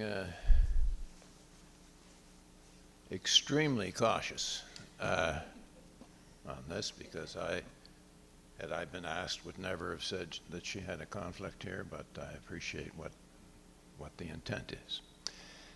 So we're moving now to a representation regarding Engage Nova Scotia, Nova Scotia Quality of Life Initiative, and our data analyst, Ms. Sanford, is here to present on this. Ms. Sanford, your light is on when you're ready. Let me see. Is this, we'll raise this up a little bit. Is that good? Understandable. All right, good morning, Mayor and Council. So I'm here to present on Engage Nova Scotia's Quality of Life Initiative. So the origin of this is on March 19th, earlier this year. Danny Graham was giving a presentation to Committee of the Whole on behalf of Engage Nova Scotia, outlining their Nova Scotia Quality of Life Initiative and their plans for a refresh of the survey they did in 2019 and a request for funding. So some background information on the initiative. In 2019, Engage Nova Scotia partnered with the Canadian Index of Wellbeing out of the University of Waterloo with the goal of studying the quality of life in Nova Scotia. They mailed out 80,000 surveys to Nova Scotians, which contained 230 questions related to well-being. From these surveys, they received 13,000 responses province-wide to use as data for their study. The 230 questions in the Quality of Life survey were categorized into 8 different pillars of well-being. Those pillars being community vitality, healthy population, living standard, environment, democratic engagement, leisure and culture, education, and time used. So within each of these pillars is a breakdown of the more detailed questions collecting data on the quality of life of Nova Scotians about these topics. So Engage Nova Scotia, working with Dalhousie University, then built data analysis tools to illustrate the data obtained from the surveys. These tools are the first tool of their kind to represent this kind of data. So these tools can look at any of the regions of the province and highlight their assets or areas of concern with regards to any of the topics that are covered in the Quality of Life survey. But the depth and power of these particular tools is their ability to not just identify the overall assets and concerns of a region, but identify who specifically in that region might be having these struggles or thriving. So for example, if a region is showing an overall weakness for access to recreation, the tool could further look at different demographics like age or race or income level and see if all of these groups are struggling with this access or if it's just one particular demographic. Oops.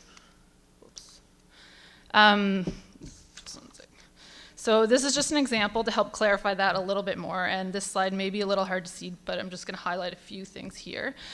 This is a screen grab from the Wellbeing Analysis tool, which you may remember from Danny Graham's presentation. And this example helps to show how easy it can be to pull data from the tools they've created or to report information on any of the specific topics from the survey. So the purple areas, or the purples are areas of concern, the yellows are assets, and the darker the purple, the more concern, the darker the yellow, the greater the asset. So in this example here, I've highlighted, it looks specifically at a question on recreation and culture programs and if they're offered at a convenient time. So if you look across the columns, these columns all represent different demographics, and you can see where I've got the first arrow there pointing to the yellow. It's a darker yellow, so a fairly strong asset, and this column is representing the demographic of older adults, so it's suggesting that older adults feel fairly positively about the rec and culture programs and the time they're being offered. But if you look at the next column over, you can see that it's a fairly dark purple, so purple being areas of concern. And this column represents younger adults, which might suggest that the younger adults feel that there's area for improvement on the times that rec and culture programs are offered for their age group. So this is just one particular question, and we can do the same type of analysis or viewing with any of the 230 questions or topics from the survey. So another example here is of how the tool can be used. It can also pull out data for any specific demographic and highlight the notable assets or concerns for that particular group. So this example here is looking at younger adults in the Annapolis Valley. So younger adults for this study is ages 16 to 35.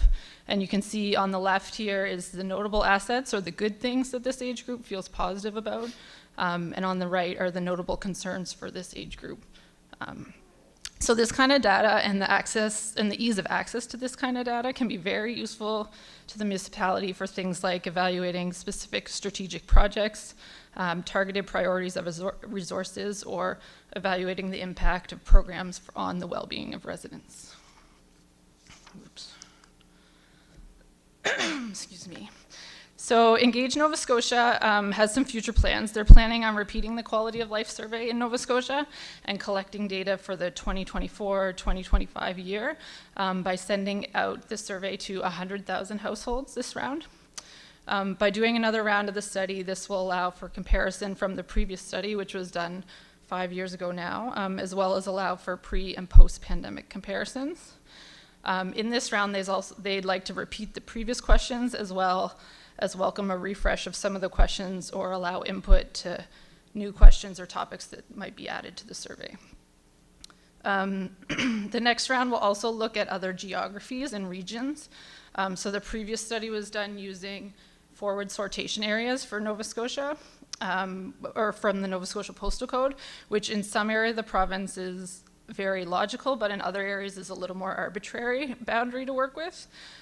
So in the next round, they plan to incorporate other boundaries, with one of the main ones being census subdivisions, which will be great for a county like Kings because the census subdivisions do align with our municipal boundary. And that kind of geographic fine-tuning would increase the value of the data for a region like the municipality of Kings.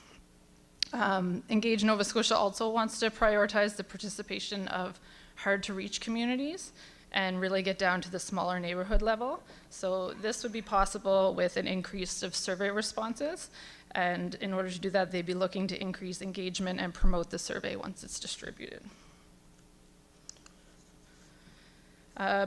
So financial assistance, Engage Nova Scotia is asking for financial assistance from the municipal level to help fund this next round of the Nova Scotia Quality of Life Initiative. They're recommending financial assistance of 50 cents per resident, and the financial support will be used for a variety of resources, including, but not limited to, aid in the distribution of the 100,000 surveys, support for the development of new analysis tools, as well as help to staff the data request center for this project, and fund the customized analysis hub that will allow their staff to respond to requests or for analysis or reports from municipalities or other stakeholders that would use this data. Oops, sorry, my slide was, oh, no. We're good. So the municipality of Kings, as of the last census, had just under 50,000 residents. Therefore, the financial implications to support Engage Nova Scotia would be $25,000 to be paid in 2 installments. So $12,500 in the 25-26 and $12,500 in 26-27. Alternatives to this would be to fund Nova Scotia Quality of Life Initiative at a lesser rate than requested, or to not fund the Nova Scotia Quality of Life Initiative. And that leads me to the recommendation. So the recommendation is that Committee of the Whole recommend Municipal Council provide funding to Engage Nova Scotia in the amount of $25,000 spread over 2 years beginning in 2025-26 to support the Nova Scotia Quality of Life Initiative. and I'm happy to take Thank any you, Ms. questions. Parsons. If you'd stay in your place and receive questions of clarification. Councillor Hurtle. Thank you, Mr. Mayor, through you. I see the funding request, and this would probably very firmly fit within our vision grant. Why was this sought as funding outside our normal grant process?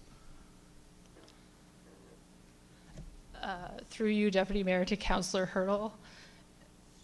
Can I pass that to Greg? You just did. Thank you very much. Through you, Mayor, to the councillor. The request was put in this way because of the long-term commitment associated with it. So it's a 2-year endeavor that they're looking to do, and they want to be able to undertake the activities with that funding secured. And it just doesn't align with our annual process. I know that there's long-term commitments that could be made for it. However, they're looking for that short-term ask, and we decided that with that request to bring this to council as a separate outside of the grant program to be able to give them that long-term commitment over the next 2 years. Does that respond, Councillor? It does, yes. Thank you. Thank you. As well, of course, this is a tool that municipalities such as ourselves can use as opposed to an outside endeavor completely. Councillor Granger. Thank you, Mayor. Through you.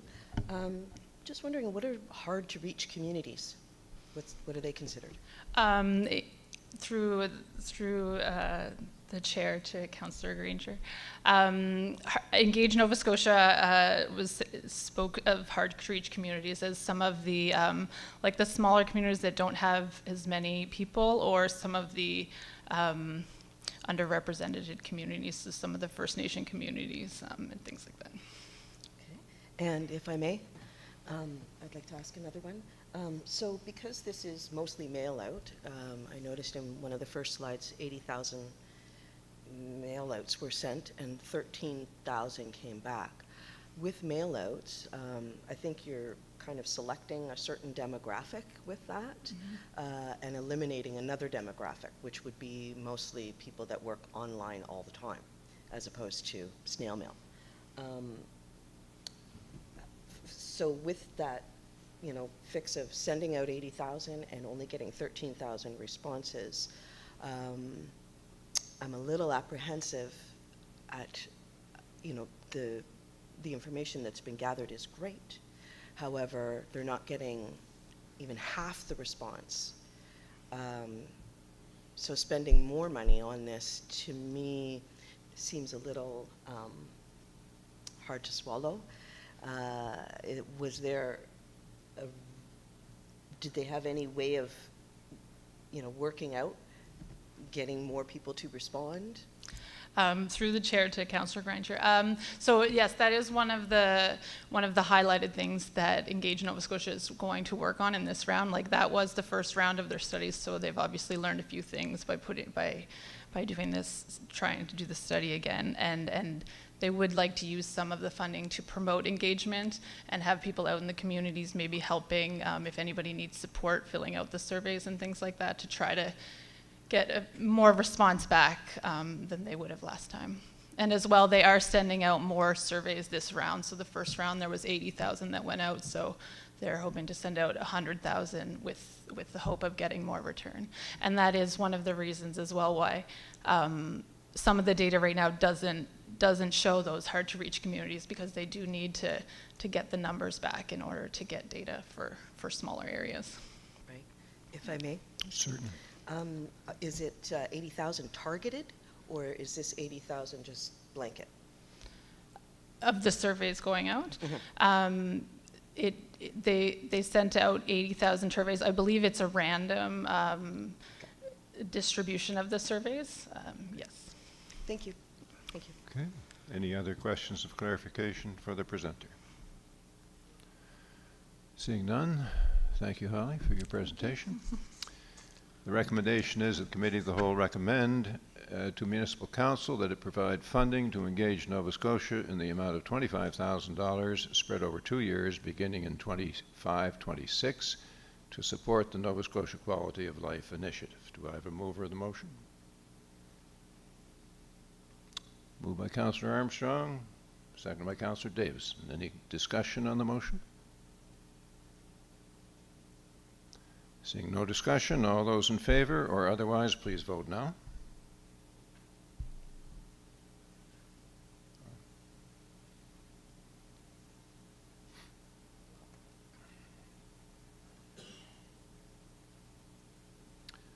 The motion's passed with 2 negative votes.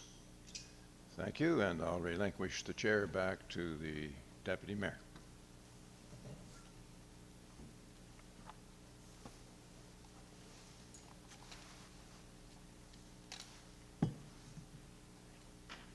Thanks, Mayor. Now we're on to item 7B, release of funds, Housing Nova Scotia, and we have Katrina Roofs, our financial analyst here, to give us a presentation on a topic many of us remember over the years that will see some conclusion, hopefully, today. So welcome to Committee of the Whole this morning.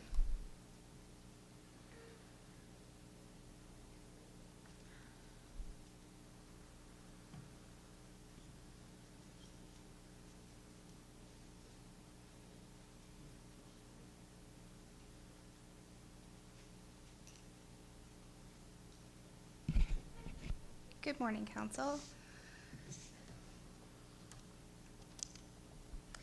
The intent of this report is for Municipal Council to approve the release of funds owing to Housing Nova Scotia. Funds have been withheld in relation to Housing Nova Scotia contributions as detailed in the chart seen on the screen.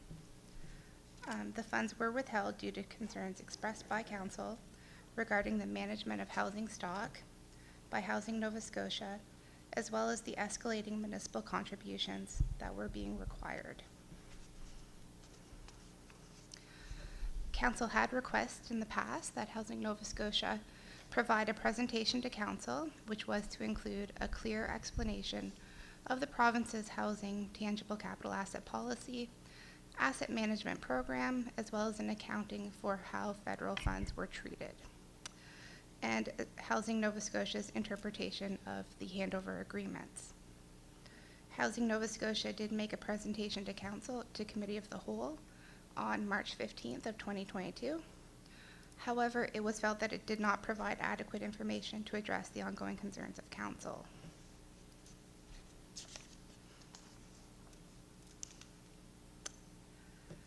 And thus, the funds were withheld over the 3 years from being distributed to Housing Nova Scotia. On November 9th, 2023, Municipal Reform Act Bill 340 received royal assent. This bill added Clause 15(1)(ca) to the Housing Supply and Services Act, which enables the Minister to make regulations that can exempt municipalities from the requirement to pay a municipal contribution towards public housing losses. Municipal public housing contribution regulations were then introduced and became effective April 1st, 2024. That regulation exempted municipalities that are part of the service exchange agreement with the province. So essentially, starting this fiscal year, we are no longer required to make contributions to Housing Nova Scotia. On March 28th, 2024, the province and the Nova Scotia Federation of Municipalities signed a memorandum of understanding that states under Section 5 that the province will be responsible for the annual costs associated with public housing, with no contributions being required from municipalities. With the removal of the future municipal financial involvement in public housing through Housing Nova Scotia, staff are recommending that the withheld funds now be released.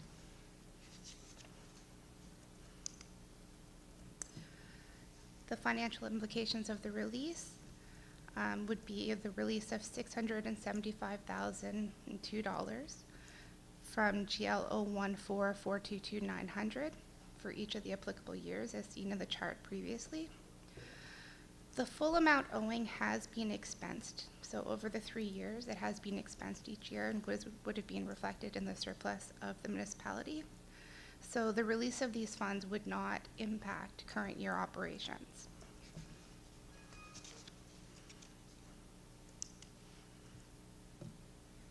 and the recommendation is that Committee of the Whole recommend Municipal Council to approve the release of $675,002 to Housing Nova Scotia related to contribution amounts withheld from fiscal years 2019-20, 2020-21, 21-22, and 22-23, as detailed in the September 17th, 2024 request for decision.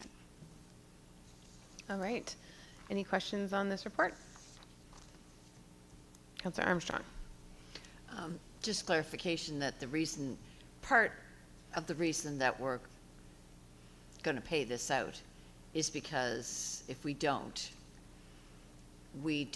get the exemption from Housing Nova Scotia. Is that not part of the CERMGAR agreement?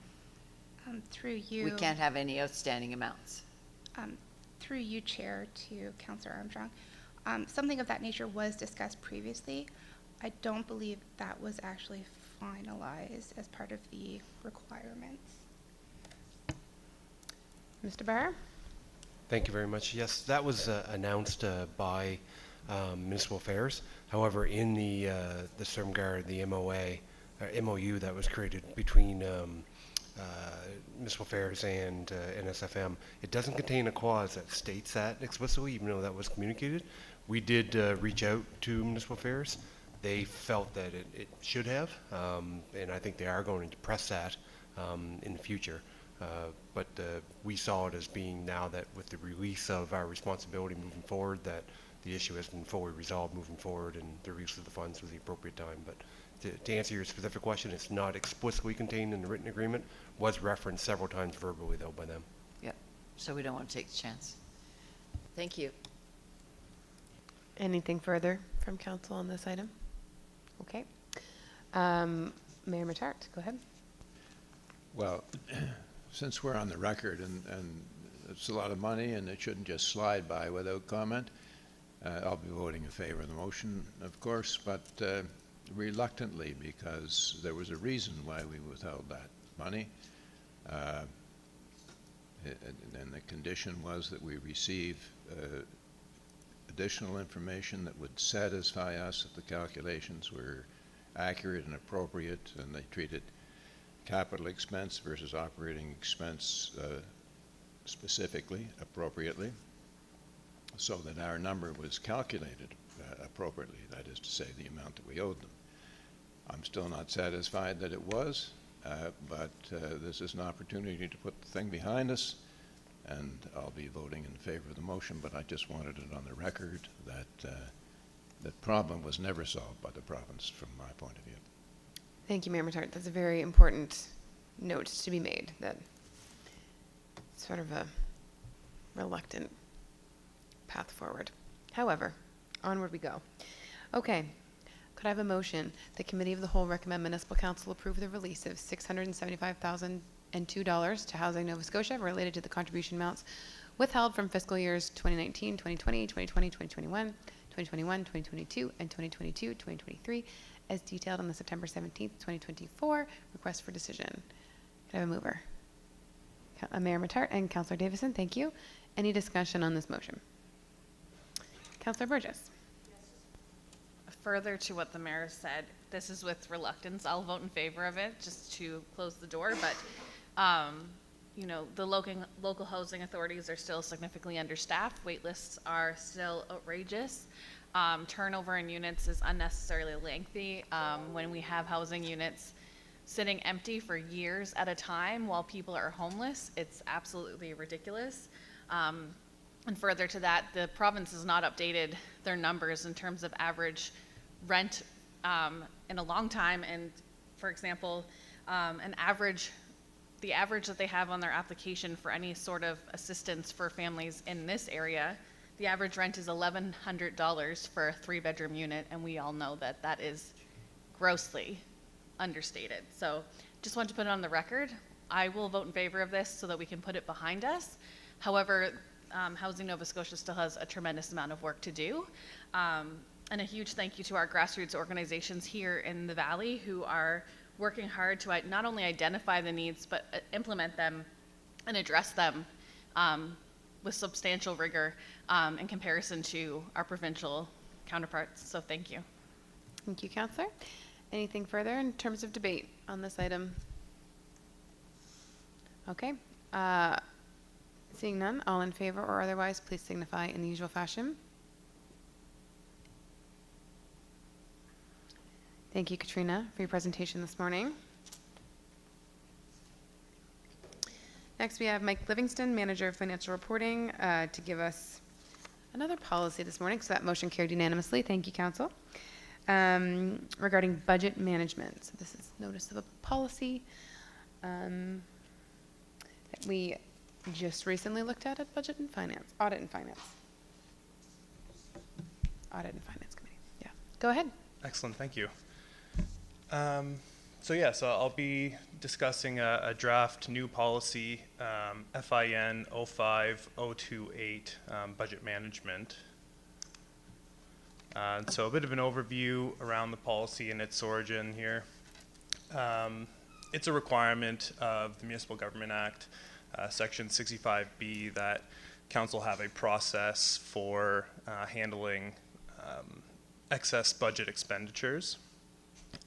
So there are procedures currently in place that would satisfy that requirement. However, they're not documented through policy or SOP currently.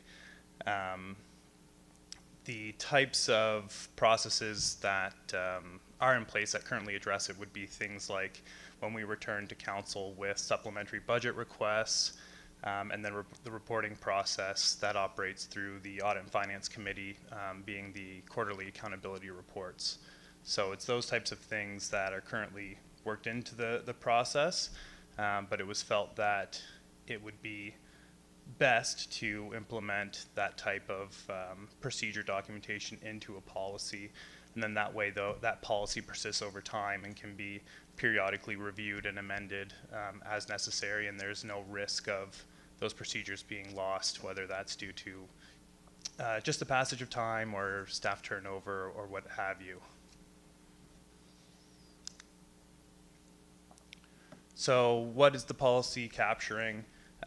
It's setting out the clear authority levels as it relates to over budget expenditures. It talks about the acceptable means of financing those budget over expenditures and then the reporting requirements as a result. And so more specifically, looking at the operating budget side of the policy, there's both an operating and a capital budget side of this policy.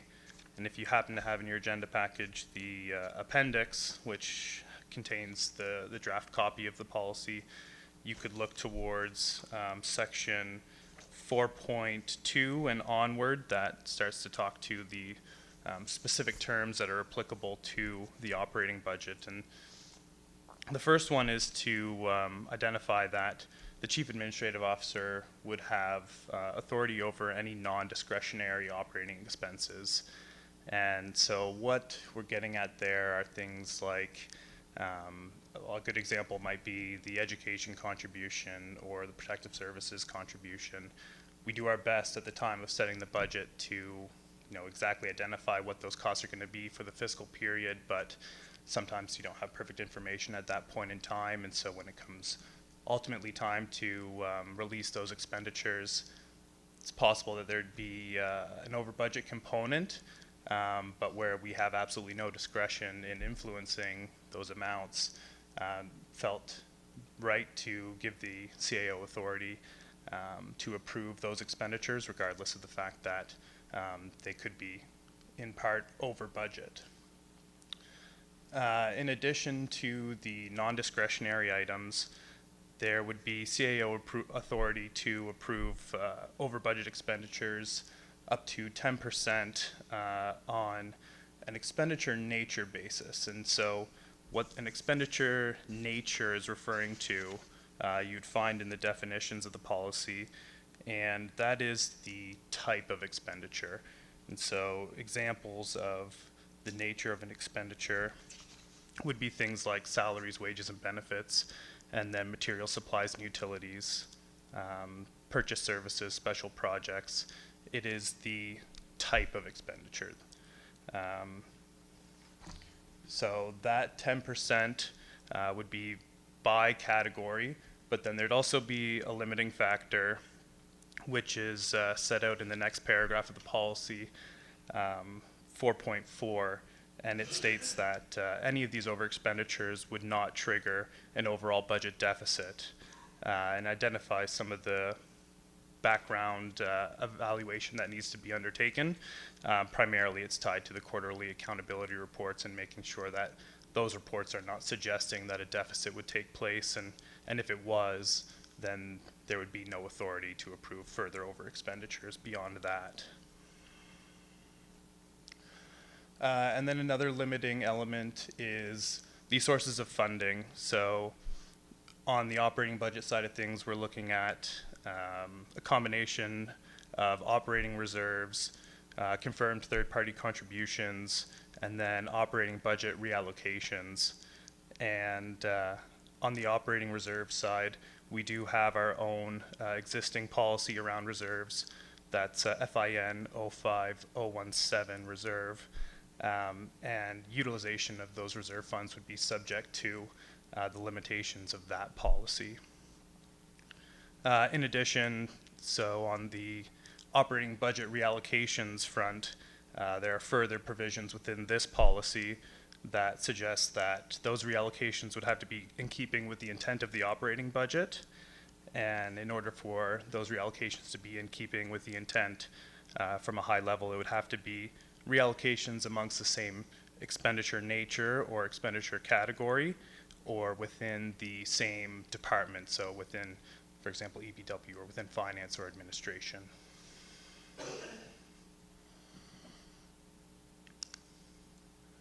The next section of the policy touches on the capital budget, and it identifies that the CAO would have the authority to approve non-budget expenditures on capital projects to the lesser of 10% of the project budget, or $10,000, and that would be on a project-by-project basis. In addition to that 10% $10,000 authority, the policy also identifies an authority up to 15% of capital project budgets for projects that are unit price contracts, and where the overexpenditure relates to a necessary, unanticipated, or clearly advisable increase in the number of units on those contracts. So you'd be looking at where the price on those units has already been set out in contracts, and then it clearly makes sense to capitalize on some further purchasing, and up to 15% would be allowable. Beyond that, we'd be returning to council for supplementary approvals. Limits on those two authorities, once again, are in place, and it would be in relation to the scope of a project. So there would be no authority to expend beyond the existing scope of the budgeted project activity. So, for example, if you were looking at sewer lines in a particular area, and you wanted to look at an overexpenditure approval of sewer lines in a completely different area, that would be out of scope for that initial project, and that type of thing would require returning to council for subsequent approvals. And then there's limitations on the financing sources available to cover those additional project expenditures, and that would be the operating reserve, the capital reserve, confirmed third-party contributions, and then, sorry, just those three. And so once again, when we're looking at the reserves, there's a further limitation on the acceptable uses of the reserves through the existing reserve policy. Another point that I wanted to highlight is policy provision 4.11, which talks about over expenditures in emergency situations, and just wanted to highlight that this policy itself does not speak to those over budget expenditures, and it directs you to look at the provisions of the municipality's procurement policy. And so there are existing provisions within the procurement policy, but we're getting very close to a revision to that policy, and there's even further guidance in the what would be later proposed in our procurement policy around emergency situations and expenditures in emergency situations. So not covered directly by this policy, but will be there.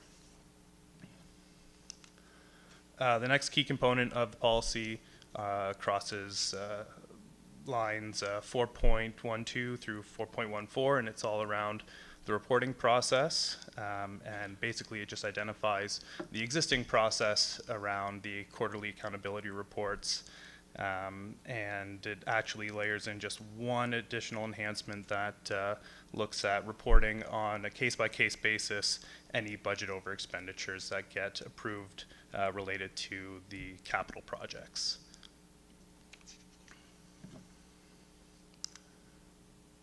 So overall, just to recap, this is simply a policy being put in place to support council's obligation in relation to the Municipal Government Act.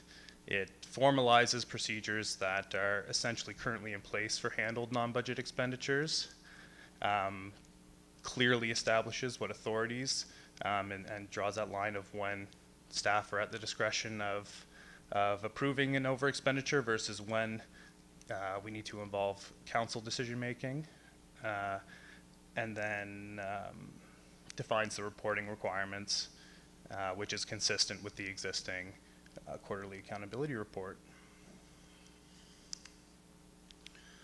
So the recommendation would be that Committee of the Whole recommend Municipal Council provide 7 days notice per section 48 sub 1 Municipal Government Act to adopt policy FIN 05028 budget management as detailed in the September 17th 2024 request for decision. Thanks, Mike. We have a couple questions on the board before we get a motion on the floor for debate. Councillor Hurdle. Thank you, Deputy Mayor. Through you, a question around the reporting requirements. Section 4.12, it says budget variances shall be reported to council through quarter accountability reports presented to the Audit and Finance Committee. Just for clarity around that, does that mean the Audit and Finance Committee through their normal reporting process to council will be making those reports, or those will come directly as a staff report through the Audit and Finance Committee? So through you, Deputy Mayor, the way that that reporting will take place is that there will be a detailed accountability report presentation to Audit and Finance Committee, and then the written report that was presented to Audit and Finance Committee would come forward directly to council. There would not be a second presentation directly to council. It would just be through the report. You've partially answered my second question, which is around the aggregated reporting of information. So the detailed variances will go to the Audit and Finance, but council will just receive the aggregated basis and information on overages? Through you, Deputy Mayor, yes, for the most part, everything that would be verbally relayed on sort of that aggregate variance will be detailed in an RFD document within the discussion component of that RFD. So I think you would be able to glean the same level of detail from the written report as you might from the presentation. Would there be any cases where it would be normal to highlight issues of variances within the report that comes to council? My reason in bringing this up is around transparency and disclosure to the public, simply because it's an extra step if the public is monitoring the spending of the municipality to go then to the Audit and Finance Committee reporting, as opposed to ensuring that something of a more serious nature may be reported directly to council, where they have a one-stop shop, let's say. Will more serious and repeated matters, like we saw with the lake washrooms. Would that be something that would be highlighted on that report to council? Through you, Deputy Mayor, once again,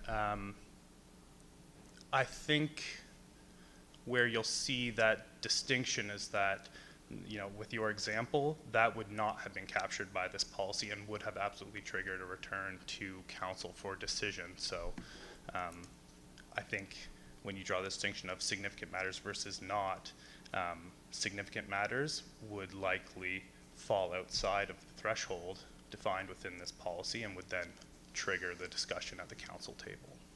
Thank you. Thank you, Councillor. Good questions. Councillor Armstrong. Thank you. This is sort of related to a little bit to what Councillor Hurdle asked. If you go back 2 slides, yeah, the capital budget overages enabled by the policy will be reported on a case-to-case basis. So those would be the overages that would be authorized by the CAO. Through Yes? you, Deputy Mayor, correct. Up to $10,000 or 10%. Okay. So other than that, we won't, other than this report, that's the only place we'll see these. Like if I'm thinking that, you know, if there's a $100,000 price per unit contract out there, and it's a really good price on whatever it is we're buying, and our CAO sees the benefit in increasing that by, if they're, you know, $1,000 a unit or whatever, by 15%, the only place that we're going to see that is on the accountability report. It won't come to us saying, you know, I've got a really good deal, and this is how I'm spending this $15,000. Yes, so through you, Deputy Mayor, that's correct. There would still be caveats in terms of if a viable financing source, like for instance, if we couldn't rely on capital reserves and we needed to pull from another alternative financing source, that could trigger a discussion with council. But I think to answer your question, it would only be reported to Audit and Finance Committee. Okay, thank you. Thank you, Councillor. Are there any other questions? Okay, I don't see any. Can we have the motion back up there? Thank you. Mr. Livingston has read it for us already, so I will look for a mover of the motion at this time. Councillor Allen, Councillor Davison, thank you. Anything further? Questions or comments, debate, discussion, etc.? I see no lights. That being said, we will call the question, and all in favor or otherwise, please signify now.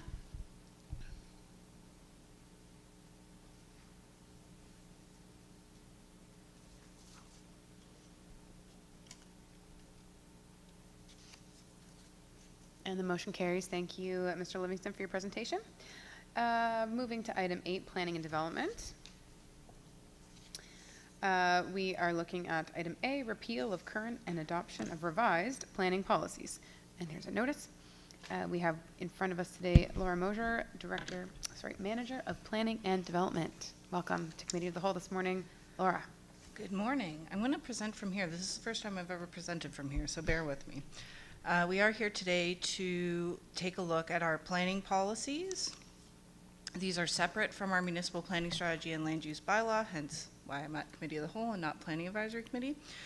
Our planning policies direct staff in matters related to the administration of the policies in Bylaw 105 and 106, and they guide how staff process planning applications, including opportunities for public comment through the process, general rules and practices for public meetings, so our public information meetings, our public participation meetings, and our public hearings, as well as notification for those meetings. These also establish our parameters for our Planning Advisory Committee. Currently, we have 3 planning policies, PLAN-09-001, our planning policies. These govern how staff process our applications, and it currently provides directions on public meetings. Plan-09-002 relates to our area advisory committees, and PLAN-09-003 outlines the framework for our Planning Advisory Committee. So we are looking to repeal the first 2 policies and adopt 2 new policies. So we have made revisions or are proposing revisions to Plan-09-003 Planning Advisory Committee And we've also put forward 2 new policies for you, one related to the administration of planning matters. So this clarifies a number of things that have been brought to staff's attention over the years that merit some clarification, and Plan-09-005, a new public participation program that keeps all of our framework and directions related to public meetings and community consultation in one policy that is much easier to read and understand.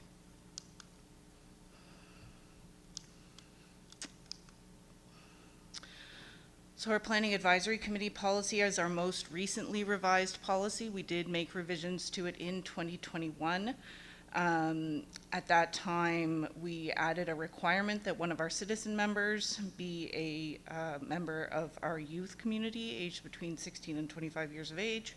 We are proposing to remove that with the understanding that a more fulsome review of the other policies that govern committee structures will be revised in the future, and at that time the Planning Advisory Committee policy would either be revised or would dovetail nicely into those new policies. We are looking to make a revision to the overall committee makeup. Currently 5 councillors and 3 citizen members sit on the committee. This is a carryover from when we had more councillors. So we are looking to revise that to have 4 councillors and 3 citizen members. Currently, with an even number of 8 members, there is the potential for tied votes, and we are looking to avoid that. We are looking to change work plan reporting. Currently, the policy requires a work plan be drafted that gives a rundown of current planning policies, current planning projects, as well as requests for new projects, including municipal planning strategy amendments. We are looking to change that work plan to provide Planning Advisory Committee with more of a general rundown of the number of applications we've received, the number of permits we've received, the outcomes of our applications, as well as appeals. Currently, we don't report back to you at all about appeals, and we thought, given the increase in the number of appeals, that may be something to report back on. We are looking to make some other minor changes to the policies that to make them more consistent with our other policies that govern committees.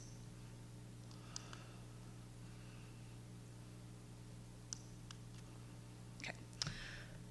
The administration of planning matters. So these revisions were part of our regular policy review. These had not been revised, I think, since 2014.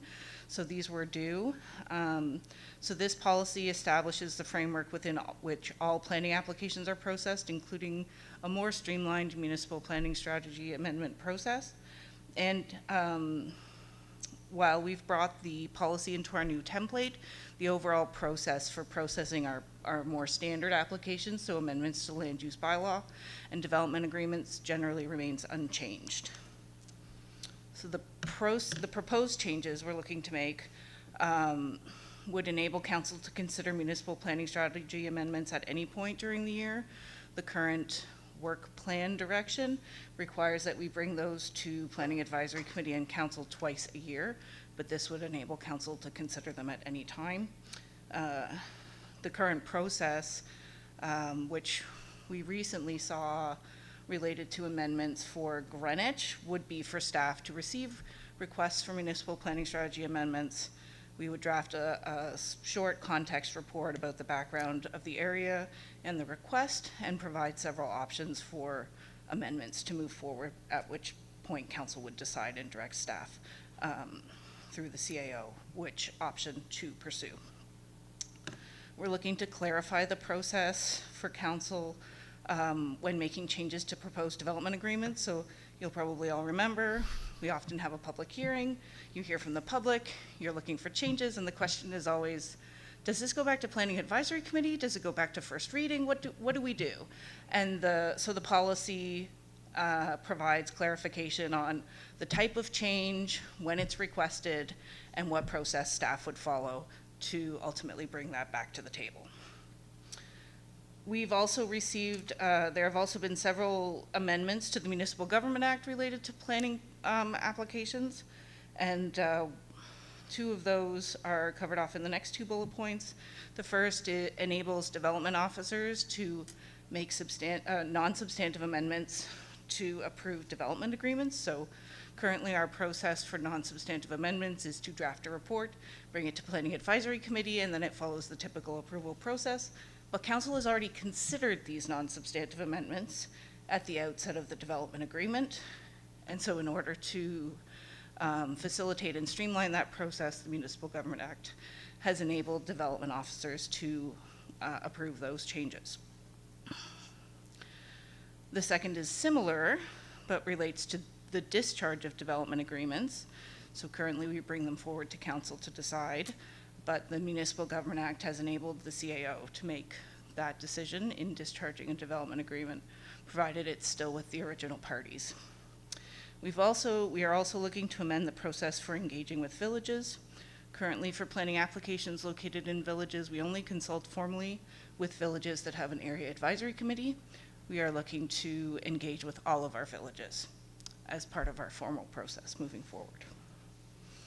This enables additional consultation without the burden of having to recruit volunteer members and hold a separate meeting. We would just be meeting with the villages at their regular village commission meeting.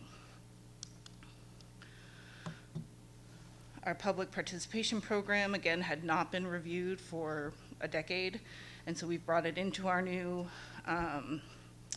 template, and we brought it forward as a standalone policy in the hopes of making it a lot easier to read and understand. A public participation program is required per Section 204 of the Municipal Government Act related to the adoption of planning documents. So we thought we would address all planning applications, not just the adoption of municipal documents. Similar to our previous policy, it provides general rules for public meetings in terms of materials public can submit and when, and what happens to what we hear.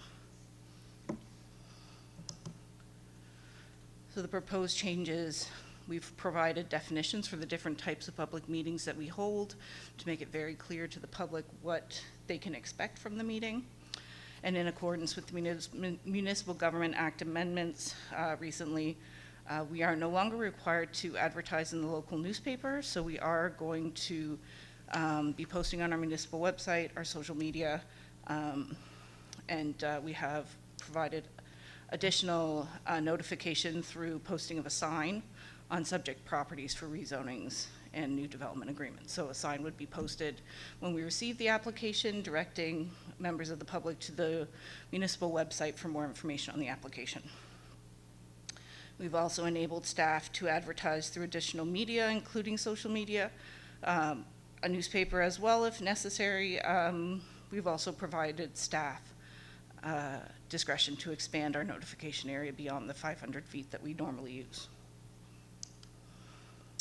So we have two recommendations today. The first is to repeal the old policies and provide notification on the adoption of the new, and the second is to revise PLA N-09-003. I'm happy to read this into the record. The Committee of the Whole recommend Municipal Council provide 7 days notice per Section 48(1) Municipal Government Act to repeal planning policies Plan-09-001 planning policies and Plan-09-002 Area Advisory Committee, and adopt policies Plan-09-004 Administration of Planning Matters and Plan 09-005 Public Participation Program as detailed in the September 17th, 2024 request for decision. It's a challenging job to read those motions. So. Do you want the second one as well? Not yet, no. Okay. We'll give you a little break. What we'll do first is look for questions of the presentation, and then we will take the motion. So Councillor Granger, go ahead. Thank you, Deputy Mayor. Thanks for your presentation, Laura. Just wondering if this is these are wonderful. Are they directed to streamline and cut timelines? Is that?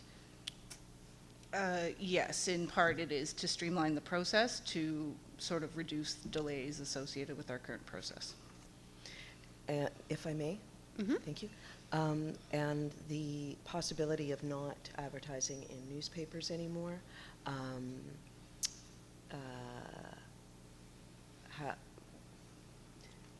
I think that might meet some opposition from certain demographics. Maybe you could give a little more information on why that was taken out? Through Deputy Mayor to Councillor Granger, that was taken out in part due to, so it was a province-wide change. It was an amendment to the Municipal Government Act, and newspaper timelines can result in sometimes fairly significant delays for advertising meetings. The Municipal Government Act requires that we advertise a minimum of 2 weeks before, and while we are lucky enough to have 2 papers that circulate in our community, not all municipalities in the province have that benefit. So that was why, so sometimes if you have like a monthly newsletter, that might be the only newspaper in your community, it adds an extra month to your timeline. So that's the reason for the changes to the Municipal Government Act. That's not to say that staff could not put ads in the newspaper still, but the formal notification can be on the website, and that means that you don't have to have a delay due to a lead time to get an ad in the paper. So that is one of the alternatives presented to council, that staff could still put ads in the newspaper. We do currently spend about $10,000 a year on ads, so that is something to consider. Great, thank you. Thank you. Thank you, Councillor. Good question. Councillor Armstrong. Thank you, Deputy Mayor. I've got a few. The $10,000 that we use for advertising in papers will probably be used up and then some to put a sign on every place. Is that not what you said, that there would be a sign going on every property that has is it a development agreement or any kind of planning application on it? Through you, Deputy Mayor, to Councillor Armstrong, the signs would be generic, so we would produce them once. We wouldn't produce a new sign at every application, so we would just have, I don't know how many we'll order, but we'll have, and then reuse them. It'll just say, we've received a planning application for this property. It would be for a rezoning or a development agreement, whereas text amendments would apply to multiple properties. We wouldn't put it, but it would just direct, it would be generic and direct to the municipal website. So that would be a one-time expenditure. Or, and that, and I think that might actually show up, tweak more people to the fact that something's going on, because it's the people that are live close by or drive by all the time are usually the ones that are here and speaking either for or against. So I think that's a wonderful idea. There wasn't any reference to, and maybe this isn't part of it, but we have a site on our municipal website, which is /planning, where all of the applications and the presentation is on there. So is that part of this? There's no change to that? There's no modification to that, or? Through Deputy Mayor to Councillor Armstrong, that's correct. That's where we would direct people on the sign to the countyofkings.ca/planning, and that's where they can learn and continue to learn more about planning active planning applications in the community. Okay, and the only thing that I would say about that is that in 2 separate instances in the last year, say, there has been planning applications that have been put on the county website, and after that initial presentation and maps and such, they've changed. But the website hasn't changed. So specifically in Scotts Bay, I think if you go on right now, if it's still on the website, it still shows the initial presentation by the campground owner for the full parcel of land, not where they chopped it down. And Middle Dyke Road, they downsized the amount of units they were putting on. That wasn't changed on the website. So I just want to make sure that we're aware. I looked. Okay. I looked.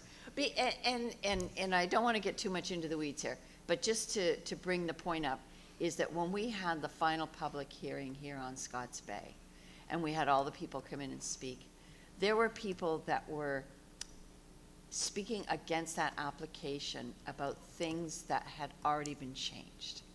And that's what made me go on and look, that the change from the size of the lot being used had never been changed on the website. Through you, Deputy Mayor, to Councillor Armstrong, with regard to Scotts Bay, the change was in the type of application, not the amount of land sought to be used. So that might be just a small distinction, and we did provide information related to the change from a rezoning to a development agreement. On Middle Dyke Road, I don't recall that, so I Yeah, can't it was a number really of speak units, to it. but anyway, we'll talk later. Thanks. Sure. Thanks, Councillor Armstrong. Any questions? Any more questions? We're getting close to lunch. I think everybody's feeling a little faded, maybe. I would just say I'm so thrilled to see years of comments from council and just little things that don't make things always run smoothly be addressed through a really comprehensive overview of these policies. And we know they were outdated, and so to have like fresh, new, shiny, modern, applicable policies is very exciting. And I really thank you and the department and everyone involved for this work, because it's great. I'm also so thrilled that we're not tied to that 500 feet anymore, or that 500, that we can have some discretion around that, because again, sometimes planning can be criticized for being too, not rigid, but like it's not a one size fits all. Well, now it's not in that particular situation, and I think there's more that we can do, and that it's reflected in this. So very much appreciate it from my end anyway. So with that being said, I'd look for a motion to just do this first one, and then we'll move on to the second one, and then we're going to break for lunch because it is here. Moved by Councillor Armstrong, seconded by Councillor Burgess. Any discussion on this motion? Seeing none, all in favor or otherwise, please indicate now. And thank you for reading it into the record so that I did not have to.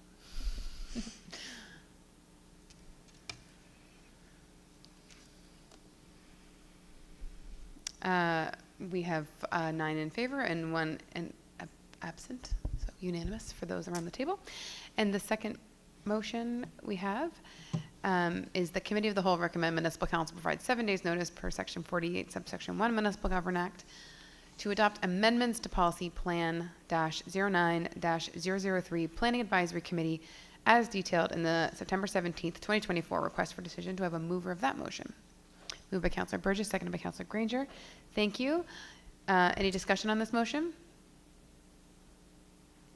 I would say that I think the requirement of removing the youth piece is needed and is a good change, and is sort of a symptom of a time, not a symptom, but a result of a time when we were having a lot of conversations about youth engagement in this county, and they didn't result, I think, in the engagement we wanted. And I do believe there's room to do a better job at that hopefully we will get around to at some point soon, because it was an attempt, but it didn't give us the results I don't think we were looking for. So I think that's a sensible change, and hopefully there'll be more discussions around youth engagement in our committees at that more broad committee review policy. So seeing no more discussion.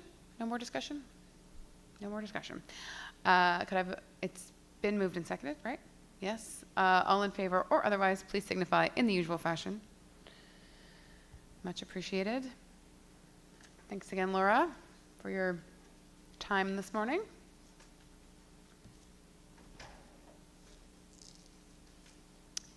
Thank you. The motion carries unanimously. Okay, so I said we were done, but I do realize we do only have a couple things left, so we'll just power through these last quick items, and then we'll break for lunch, and then we'll come back for a special council, which we do have an in-camera for. So I do believe that it's worth breaking for lunch and then coming back. So we have board and committee reports. Are there any verbal reports for committees of council? Councillor Burgess. Yes, Joint Accessibility and Diversity had a combined meeting last week. We had a presentation from AMANS on their anti-racism and accessibility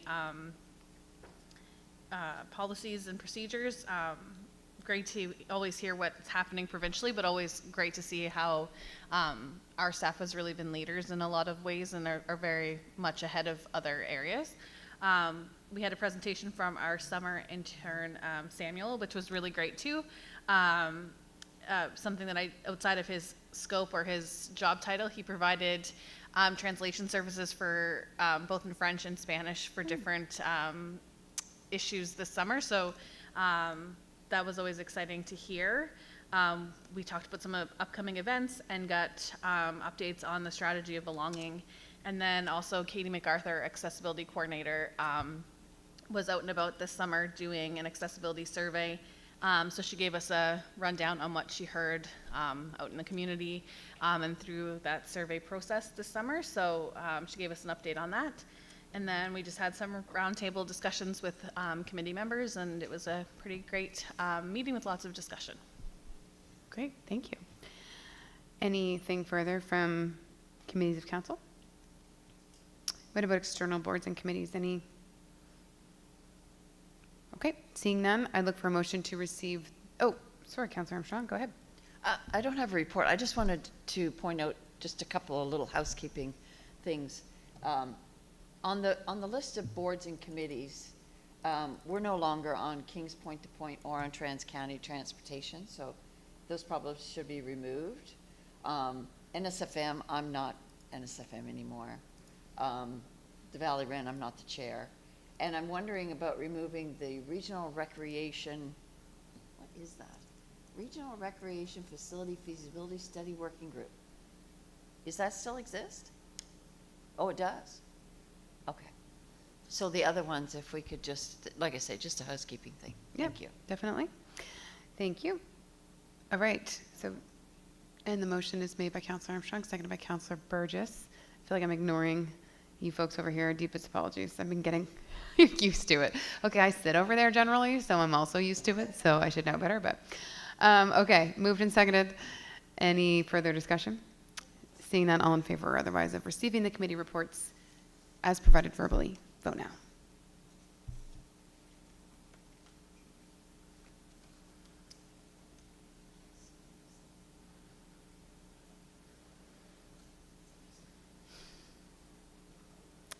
Thank you. Motion carries. Councillor Harding, did you vote in favor of the motion?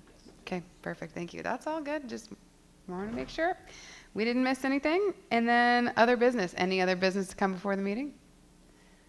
Happens to the best of us. Look, it's happened to me. It's because we're close to lunch. And there was a lot of thinking required this morning, a lot of consideration. So, well, we're not there yet, Mayor Matard. So when we are there, I'll look to you, sir. Is there any other business to come before the meeting? Are there any comments from the public? See? We very nearly jumped the gun. If you could please introduce yourself and give us your civic, that would be lovely for the record. Through you, Deputy Mayor, to the council. I'm sorry, I'm prolonging your wait for lunch. I'm Christina Sappington from New Minas, and I just had to speak because this isn't the first time that I've been the sole member of the public that sat here through the meetings, and it wasn't lost to me that although it was just housekeeping for item 6C, that if it wasn't for people that came before me to fight for parental accommodations for elected officials, someone like me probably wouldn't even be able to consider stepping up to attempt to sit at the council table with you all. So I'd like to go ahead and take this moment to thank everyone that fought for those accommodations. Also, I'm sorry that Councillor Hurdle is not here. I would like to hope that anybody that has a neurological difficulty and might be misconstrued for microaggression would be protected with our accessibility policies, and so that the policies that we are doing in hopes of providing a respectful workplace would protect people from a toxic work environment.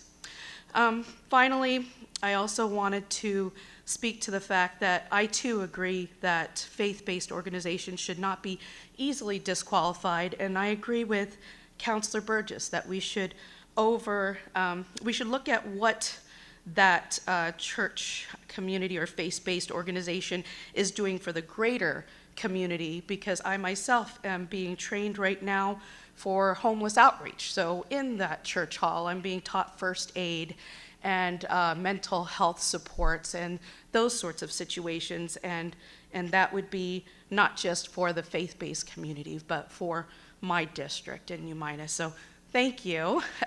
Now we can all go for lunch, hopefully. Thank you very much for your comments today. Seeing no more public with us, I would now look to Mayor Mattard for a motion to adjourn. Oh, he withdraws his motion. Oh.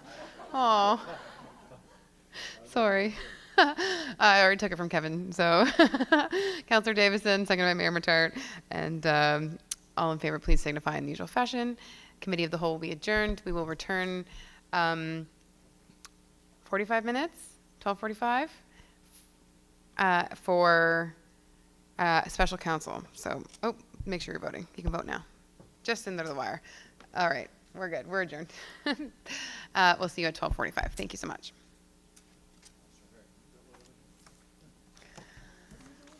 Wheels came off at the end, but we made it. I don't work well when I'm hungry.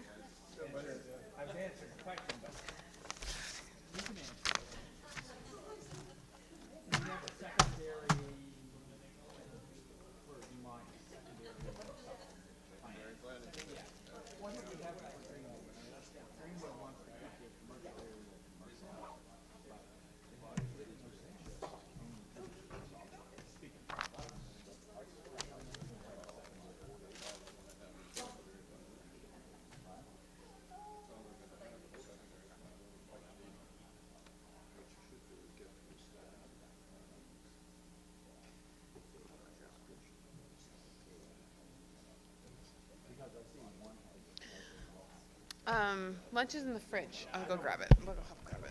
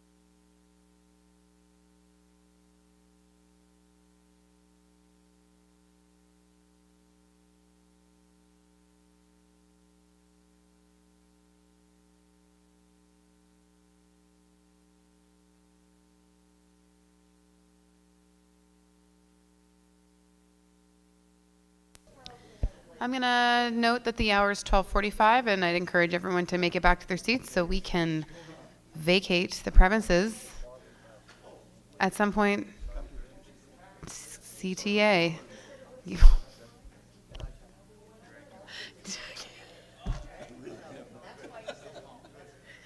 Oh, you make me laugh. All right, let's get this party started. Get this pony show back on the tracks. Let's get this. What are some other ones? Let's get us out of here. That's another one. All right, we have Councillor Meisner, who has had to leave due to other commitments. Councillor Davison is in the house. Councillor Hurdle has left for a dentist appointment. Otherwise, we're all here. So, are you ready, Haley? Okay. Are we live? Oh, okay. Whoops. All right. Well, let's call the meeting to order then. Welcome to today's edition of Special Council. The date is Tuesday, September 17th, 2024, following Committee of the Whole. It's 12:46 p.m. And at this point, we'll begin the meeting by taking roll call. So please indicate your presence on the PIN pad provided.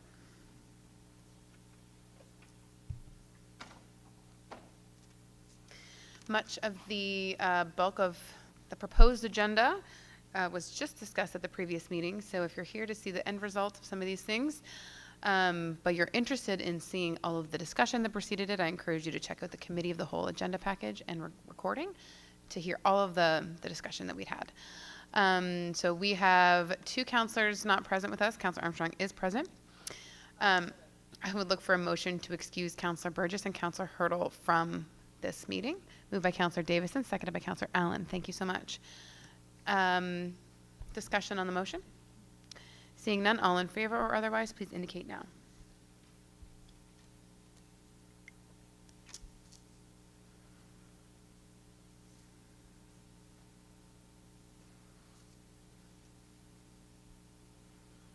Motion carried unanimously. Thank you, Council. Next is item 2, approval of the agenda. Could I have a motion to approve the agenda before us? Moved by Mayor Matart, seconded by Councillor Davison. Any discussion? Seeing none, all in favor or otherwise, please signify in the usual fashion. And while we wait for the approval of the agenda, I would encourage anyone who feels they have a disclosure of conflict of interest to come forward. Motion carried. I will be abstaining from voting on item G, or vacating my seat, rather, in order to, as I sit on the board of Engage Nova Scotia, and to practice excessive caution on the matter. Any further disclosure of conflict? Seeing none.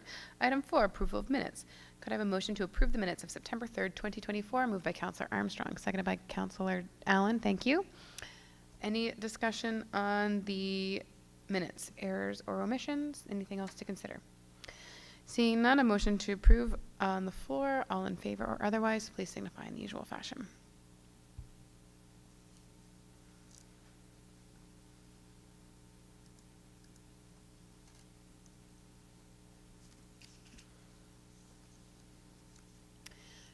Motion is approved. Minutes are approved. So with that, is there any business arising from those approved minutes of September 3rd, 2024? Okay, seeing none, we have an approved agenda, an approved set of minutes. We'll move to item 6, administration. Policy HR-06-019, non-union salary administration, adoption.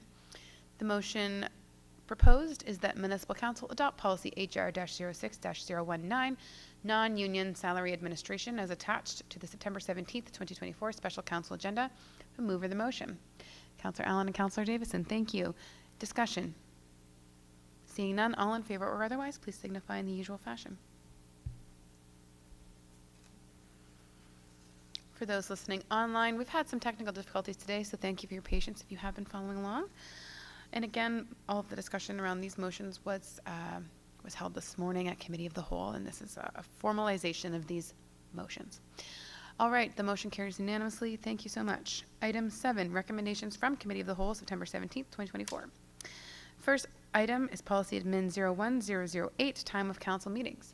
The motion reads that Municipal Council provides 7 days notice per Section 48, subsection 1, the Municipal Government Act, to amend policy admin 01-008, time of council meetings as detailed in the September 17th, 2024 request for decision. Do I have a mover of the motion? Councillor Allen and Councillor Davison, thank you very much, making you work hard over there. Any discussion on this motion? Seeing none, all in favor or otherwise, please signify now.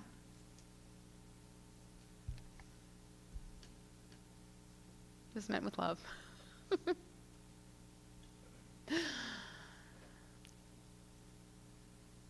Thank you. Motion carried. Item B, policy admin 01010, presentations to the committee of the whole. The motion is that municipal council provides 7 days notice per section 48, subsection 1, Municipal Government Act, to amend policy admin 01-010, presentations to committee of the whole as detailed in the September 17th, 2024 request for decision. To the mover of the motion, Councillor Armstrong enthusiastically moves with a giggle and a motion as well from Councillor Granger. Thank you so much. Any discussion on the motion? Seeing none, all in favor or otherwise, please signify in the usual fashion.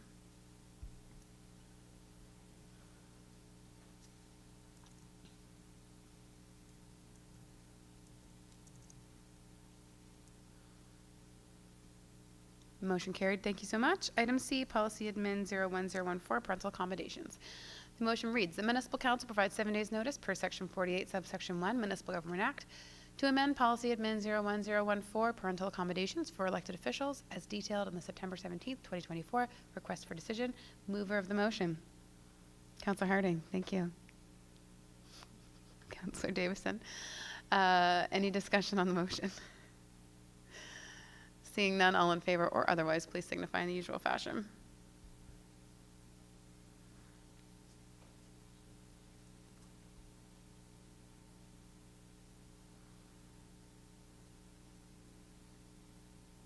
Motion carried unanimously. Thank you, Council. Item D, policy PRO 10003, Fire and Emergency Services Providers Registration.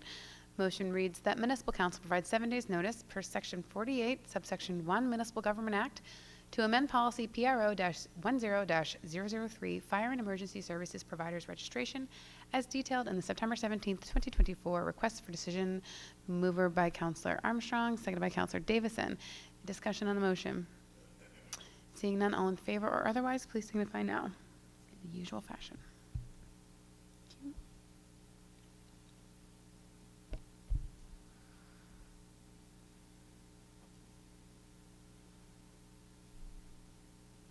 Motion carried. Thank you so much. Item E, policy FIN 05018, community grants. This one is slightly different than was recommended at committee of the whole. Well, not really. It is what we came to conclusion at committee of the whole, and it reads that municipal council gives 7 days notice per section 48, subsection 1, Municipal Government Act, to amend policy FIN-05-018, community grants, as detailed in the September 17th, 2024 request for decision with the following amendments. 3.1, grants may only be awarded to eligible organizations which at the date of the application have been registered, and then we've scratched out for a minimum of 12 months, as any one of the following. Okay, so that section has been amended. And section 3.3, applications relating to faith-based organizations are only eligible to apply for funding through the councillor grants to organizations or community hall assistance program with projects or initiatives relating to accessible community space available for public use. Does that, we recognize that? Okay, Councillor Armstrong. Councillor Killam, thank you. Not sure that it's 100% that 3.3. So it's moved and seconded.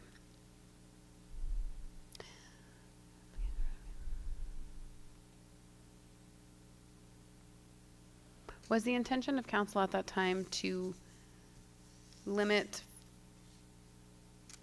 the funding to simply accessibility measures? Is that what that is saying? Just trying to parse through this here.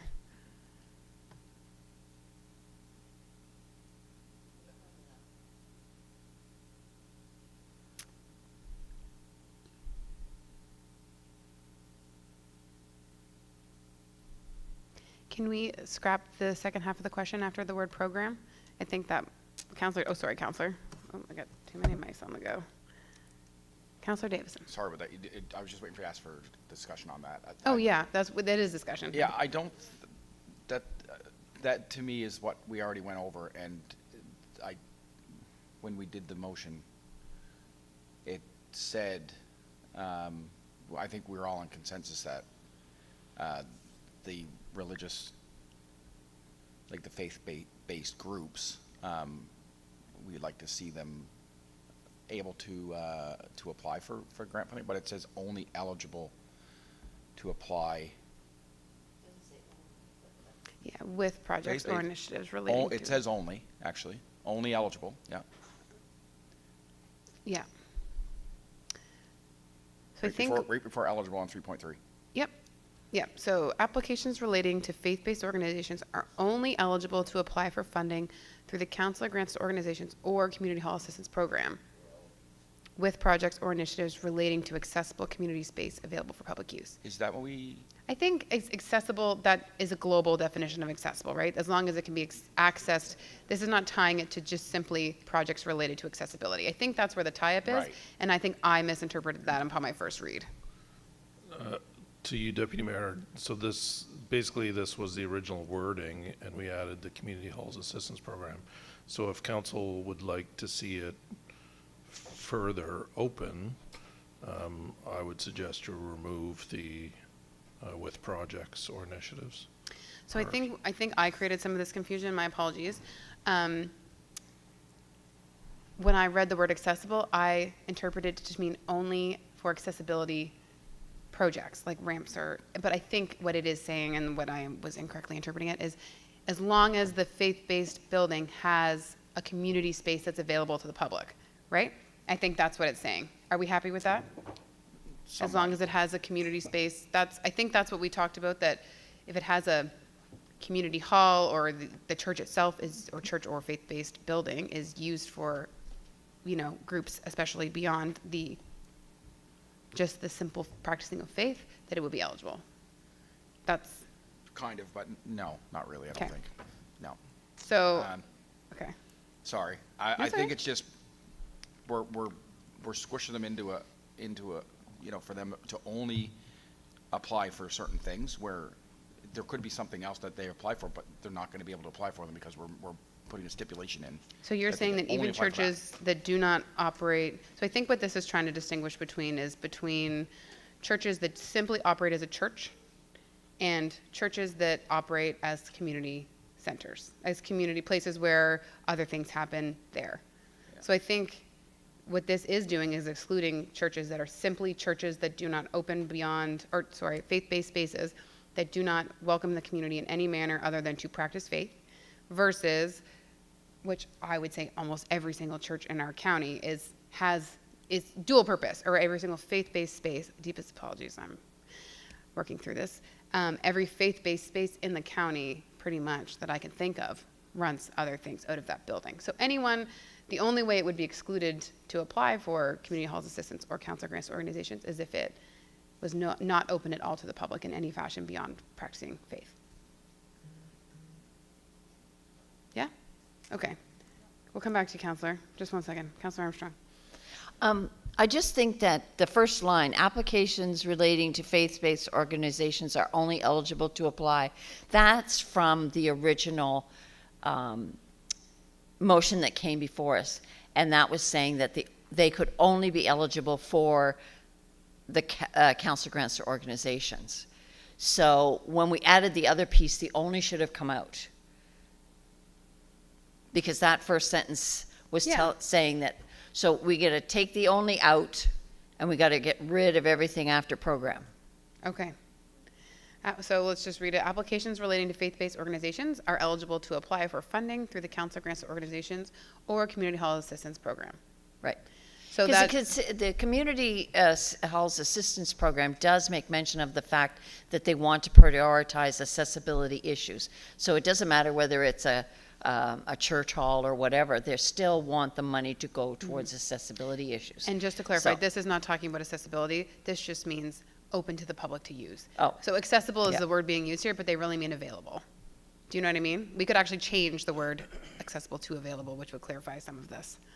Yeah, but when it says the Community Assistance Hall program with projects or initiatives relating to accessible community space available for public use. Accessibility. That tells me that you can only go with a project that deals with accessibility. Can we take out the word accessible? I think that would clarify. It doesn't even need available, because it's available said in a second.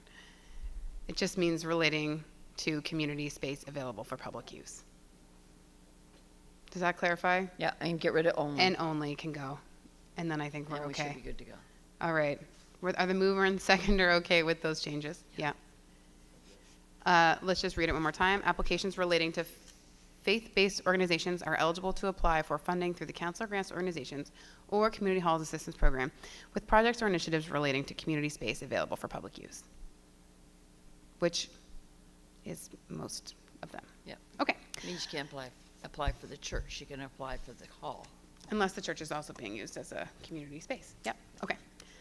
Yeah, which they mostly are. All right. I'm good. Happy? Everybody good?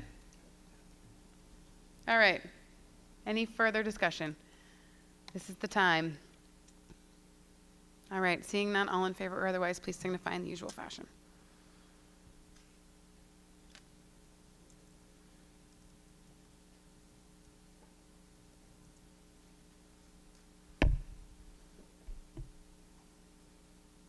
And the motion carries. Councilor Hurdle has joined us again. And those were friendly amendments, Haley, so we don't need to vote on the motion again. Council was in agreement. The mover and seconder were in agreement that those were all peachy keen. Okay, moving on. Thank you, everyone, for grappling with that one. Item F, policy HR 06023, respectful workplace policy. Oh, right, thank you. This was not included in my agenda package. But that's okay. We could have added it at the beginning, but we did just discuss it this morning, so we'll slide it in here. So this is a motion that was previously discussed and proposed by Councilor Hurdle at Committee of the Whole, that had we had more time between Committee of the Whole and Special Council would have been included in a regular agenda package as a recommendation from Committee of the Whole. That being said, we'll just deal with it now. The motion reads that Municipal Council directs staff to consider increasing the amount for the councilor grants to organizations from the current allocation to $9,100 in the next $9,100 per councilor in the next budget round. Do I have a mover of the motion? Moved by Councilor Hurdle, I would assume. Do I have a seconder? Councilor Harding, thank you. Any discussion on that motion? Okay, seeing none, all in favor or otherwise, please signify now.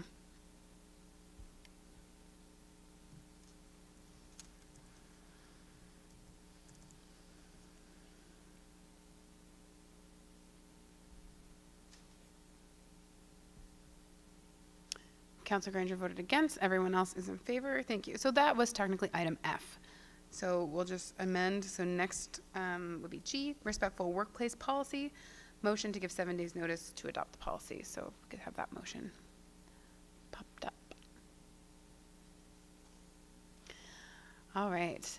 The motion reads that Municipal Council provides 7 days notice per section 48 subsection 1 Municipal Government Act to repeal policy HR 06004, sexual harassment, and policy HR 06-005, workplace harassment discrimination, and adopt policy HR 06023, respectful workplace, as detailed in the September 17th, 2024 request for decision. To a mover of this motion, Councilor Allen and Councilor Davison. Thank you. Any discussion on this motion? I have no lights. Please indicate yay or nay in the usual fashion.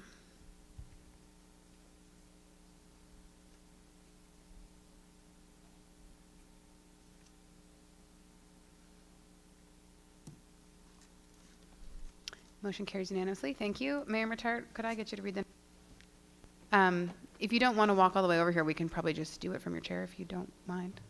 It's your call. Do you want to come back here? Well, I can't. Oh, yeah. You probably should. I can't handle debate without. Okay.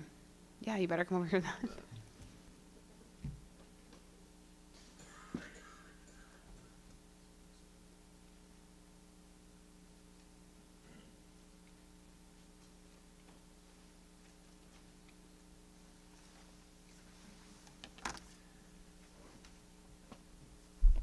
once again, for the public that's listening, I'm sure there are many, the mayor has, out of an abundance of caution, removed herself from the chair in the event that some may think that she has a conflict of interest with respect to this next item because she's on the board of Engage Nova Scotia.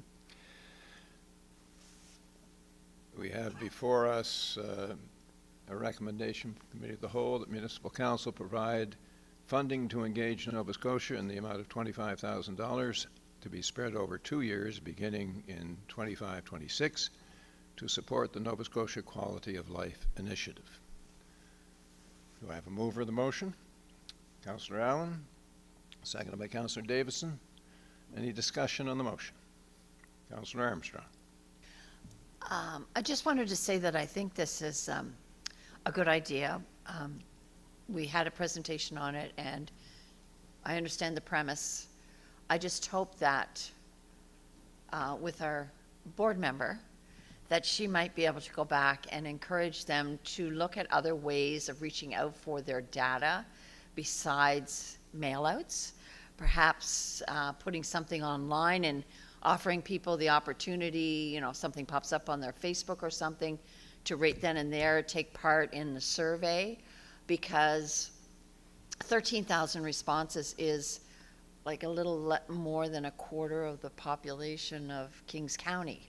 And, you know, that's not a really great cross-section. So, and I'd like to see more than 80. And I think if you did it online, you could probably get more than 80. So I'm in favor. I'm voting for it, but I'd just like to see a little bit more get up and get at it. Thank you. Get up and go. Thank you, Councillor. Anybody else wish to enter into discussion? Councillor Granger. Thank you, Mr. Mayor. I'm thinking this might be something for the next council to consider in their new budgeting.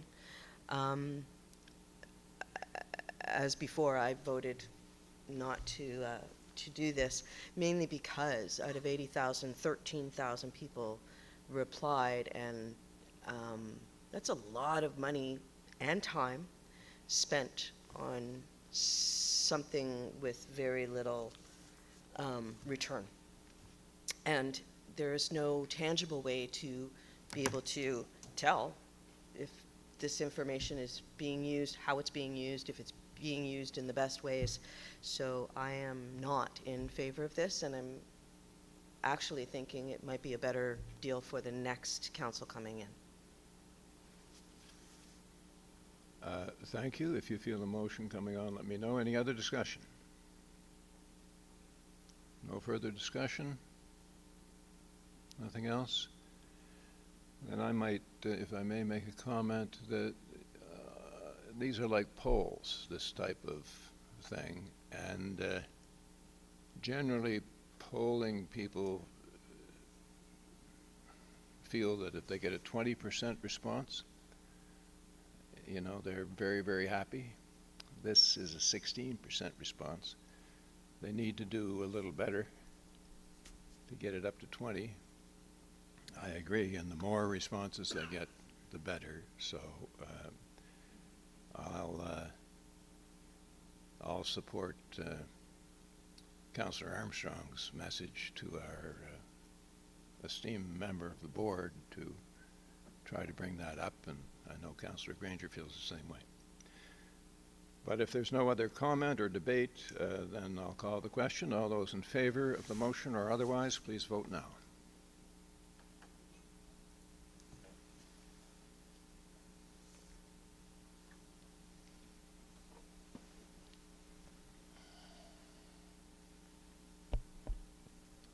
The motion is passed with one negative vote.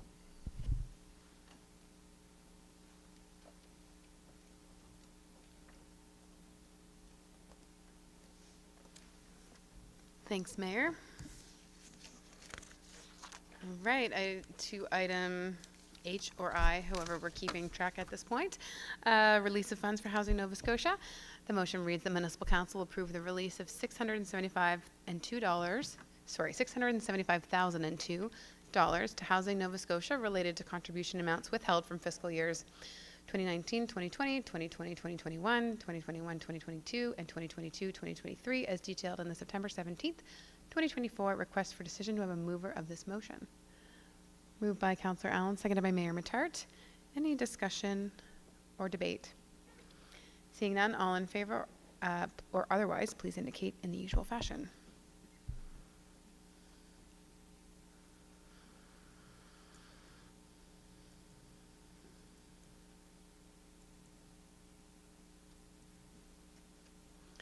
Motion carries with 1 against. Item J or I, budget management notice. So the motion reads that Municipal Council provides 7 days notice per Section 48, Subsection 1, Municipal Government Act to adopt policy FIN 05028, budget management, as detailed in the September 17th, 2024 request for decision. A motion, mover of the motion, Councillor Davison. Seconded by Councillor Allen. Thank you. Okay, any discussion? Any debate? Seeing none, all in favor or otherwise, please signify in the usual fashion.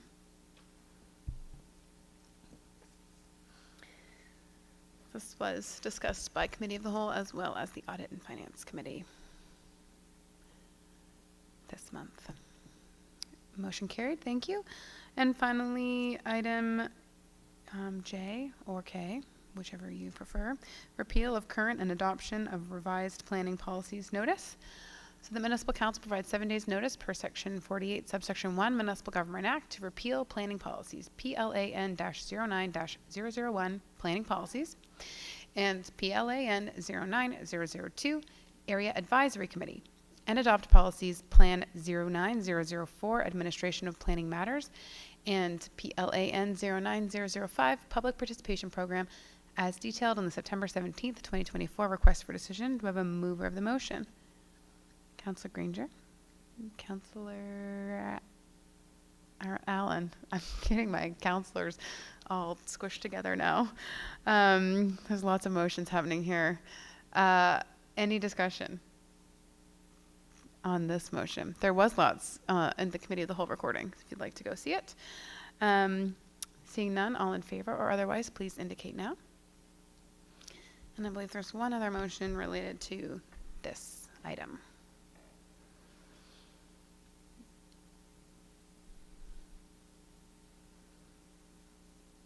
Motion carried, thank you.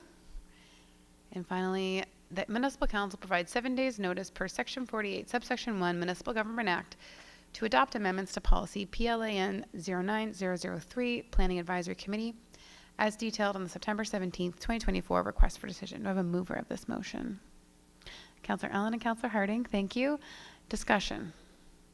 Seeing none, all in favor or otherwise, please vote now.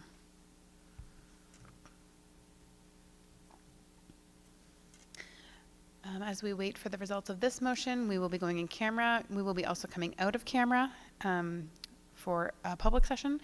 Once we've met in camera, it is going to take slightly longer to go in and out of camera due to the technical difficulties we're facing. So we're going to give Haley a couple minutes between going in camera and going out of camera.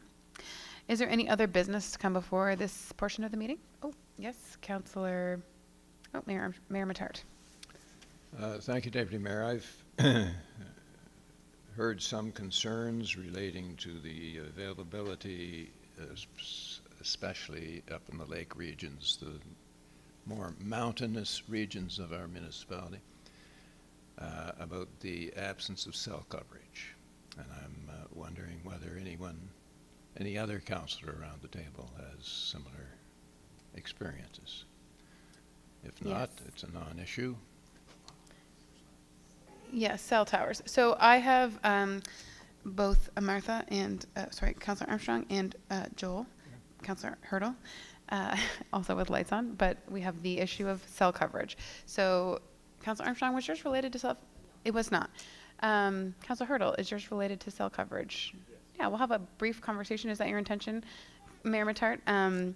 Specifically regarding the rolling out of the province's additional cell tower program in our area of the province being entirely left out of that, particularly areas in Councillor Harding's district that have horrendous service. Okay, so this is just for cell coverage. So if you are not speaking on cell coverage, you can turn your light off. Thank you. And we'll talk about cell coverage for a moment. Councillor Hurdle. I just wanted to agree with the mayor that there are many areas now that I've been exploring a broader area than just District 6. I've encountered numerous locations that cell coverage is either non-existent, like in Deep Hollow Road or on Black Rock Road, and many other locations across our area, and would love to see our area included in that provincial program, if that's the point of this discussion. Okay, let's go to Councillor Harding. Deputy Mayor, anything out over the mountain to the south to Dalhousie, there's pretty well nothing, and it's only getting worse. And we try to rely on our wire phones that we have, and for the last week we couldn't even use ours at home. It was so bad. So it's pretty well down to nothing most of the time. Thank you. Yeah, good examples. Councillor Davison. Thank you, Deputy Mayor. Serious concerns. So on this level, our cell coverage has actually gotten worse over the last few years. Don't know why. Several areas in the Deep Hollow, White Rock area, we have situations where people are actually unable to call 911 when there's car accidents in a lot of areas in Nova Scotia. I'm talking Barney's River, parts of Cape Breton, Yarmouth County, the 103 in Bridgewater, which we have several accidents on. There is a major problem right now when it comes to cell phones. And going to my actually other job, we have to use those cell towers to transmit medical information to physicians so we can properly treat people that are out in Nova Scotia, people that we care about. The system, as far as I'm concerned, has failed completely. If we don't get this sort of under control, people just don't have home phones anymore, and we don't have to fax things to hospitals and things like that where we have to have these towers. Even in our fire departments, the communications is getting worse. TMR trunk mobile is coming, like today at some point for some areas, and that's great. It's a decent system, but cell coverage, I'm not sure how we're going to be able to go about this, but this needs to be addressed ASAP, as far as I'm concerned. Thank you, Councillor. Perhaps we'll ask or instruct the mayor to write a letter on our behalf after this discussion. So maybe we'll come around to that if that's amenable. Councillor Granger. Thank you, Deputy Mayor. That's exactly what I was going to say. Not only is this dangerous with the lack of cell towers for people to be able to get help when they need it, it makes us way less competitive. People can't work from home, and if they can't work from home, they don't want to buy here. So maybe in a letter kind of describing our dissatisfaction and the dangerousness of it. It's not necessarily so much that we just want some cell coverage. This could be life dependent, and it should be looked at like that. I'm not sure why we were excluded. It'd be really neat to find out why and the justification for us being exempted. Mm-hmm. Yes. Thank you. Thank you, Councillor. I'll come back to you when we want to make that motion. Councillor Armstrong. Yes, I agree. I think that we should, if nothing else, write a letter stating our dissatisfaction at being forgotten about when it comes to this program, especially when we have a cabinet minister with municipal affairs who I believe lives in an unserviced area. I'm sure he probably has some communications of his own, but it's very scary when fewer and fewer people have landlines. More people are on the roads. You think about little kids that are left home and they wouldn't know how to use a landline if their life depended on it. And in cases, that's the problem. Their life can depend on it. So to be overlooked like this is disappointing. I can think of other words, but I can't say them here. So I'm in favor of a letter. Thank you. Thank you, Councillor. Councillor Hurdle, then Councillor Davison.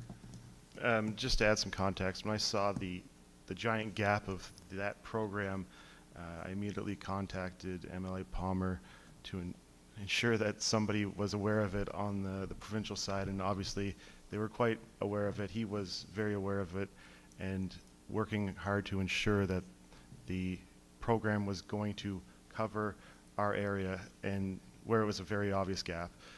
So he reassured me that that is of a very high priority for him. Thank you for doing that outreach, Councillor. Councillor Davidson. Thank you, Deputy Mayor. I did sit at a conference in at Cape Breton, and there was a representative from a cell phone company that was there. That, unfortunately, the part of politics I don't like is when people come up and blow smoke. They said that by the end of this year, that over 80% of Nova Scotia would be their cell phones would work no matter where you were, and in the next coming year, there would be 100%. Would be, we would all be on the, sort of on the audio map. Not even close. So this is something that really needs to be brought up. If they're going to come to our conferences around Nova Scotia and tell us that, that they're going to do something that they're not going to do, then that needs to be addressed. Okay. Thank you, Councillor. Not to mention, we're almost in a dead zone right now. Any staff that work in this building would tell you that cell phones don't actually work all that well in this pocket of Colebrook, like where we are currently. I've had calls drop in here. Councillor Granger, would you like to make a motion around writing a letter? Yes, please. I preempted your light, and then I felt bad. So would you like to make a motion? I would. Just that we instruct the mayor, or request that the mayor write a letter expressing our dissatisfaction with the recent cell phone announcement neglecting. And justification of why we were left out. And requesting justification of why we were omitted from that program. Okay, good. All right. Moved by Councillor Granger. Do we have a seconder? Councillor Armstrong. Discussion on the motion. Councillor Harding. Yes, I was wondering if we write the letter, if we can write an extra one to the CRTC as well, because they're supposed to be the watchdog on this. And I think they should be able to push this a little harder as well. Okay, Thank you. Make a note of that Mayor Mattart's making a note of it as we speak, I can see. So perfect. Thank you so much. Any further discussion on this particular motion? Thank you for raising it, Mayor Mattart. Very timely and important. Okay. Anything further? Seeing none, all in favor or otherwise, please vote now.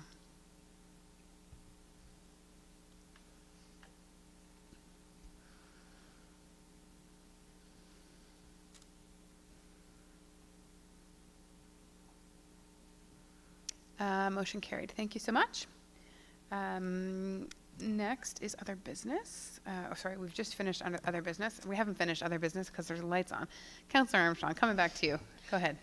I just wanted to bring up a little bit of happy news. On Saturday, I had the occasion to go to the Waterville District Volunteer Fire Department in Waterville, and for the commemoration of their 100th anniversary of service to this county, and also the dedication of their memorial for their fallen firefighters, or firefighters that have gone before them. And it was a gorgeous fall day. There was members of the feds were there, the province was there. Unfortunately, I was the only councillor who was there at the time of the ceremony, so I got called into action, dressed incredibly inappropriately. But anyway, I did my best. But I just wanted to pass along congratulations to the fire department. It was a beautiful service, and I encourage all of you to go by and have a look at it. It's right out next to the road, and you can stop by and have a look at it any day. It really is a beautiful tribute, so congratulations to them. And thank you for your service. Thank you. Thank you, Councillor. Important words. Councillor Killam. Is this under other business? Yes, sir. I'm just hoping that we might, or have the mayor write a letter to the province and maybe the feds to help expedite the reconstruction of the road in Halls Harbor. It's causing lots of issues over there. And I was just hoping we might be able to encourage them to move quicker than I'm hearing that they're going to, if that could be done. Yes, I'm sure Mayor Bittart would be pleased to write that letter. We might as well put it in a motion as we're motioning letters this afternoon. So you'd like to make that motion that the mayor write a yes, letter absolutely. encouraging a quicker Urging, rebuild the road to be fixed sooner than later. to Halls Harbor. Thank you. As we know, it's an important connector in your community. Very much so. Have a seconder for that motion? Councillor Hurtel. The other issue that, just to bring that up, our fire department, if there's an emergency on that side where there's a lot of visitors and also structures, they have to, the response time is a lot slower because they have to go all the way around to the West Halls Harbor Road, and that is a safety issue. Okay. So moved by Councillor Kellum, seconded by Councillor Hurtel. Any further discussion on the motion to request Mayor Bittart to write a letter urging quicker rebuilding of the Halls Harbor connecting road? Okay, seeing no lights, all in favor or otherwise, please signify now. Thanks to Mayor Bittart for always crafting the these important advocacy letters and doing such a wonderful job. Motion carried unanimously. Councillor Allen, did you in favor? Perfect. We're all in favor. Other business? Anything further for other business? Okay, seeing none, we have no comments from the public as there's no public with us. So at this point, I'd look for a motion to move into closed session. Councillor Armstrong and Councillor Killam, thank you. All in favor, please indicate now.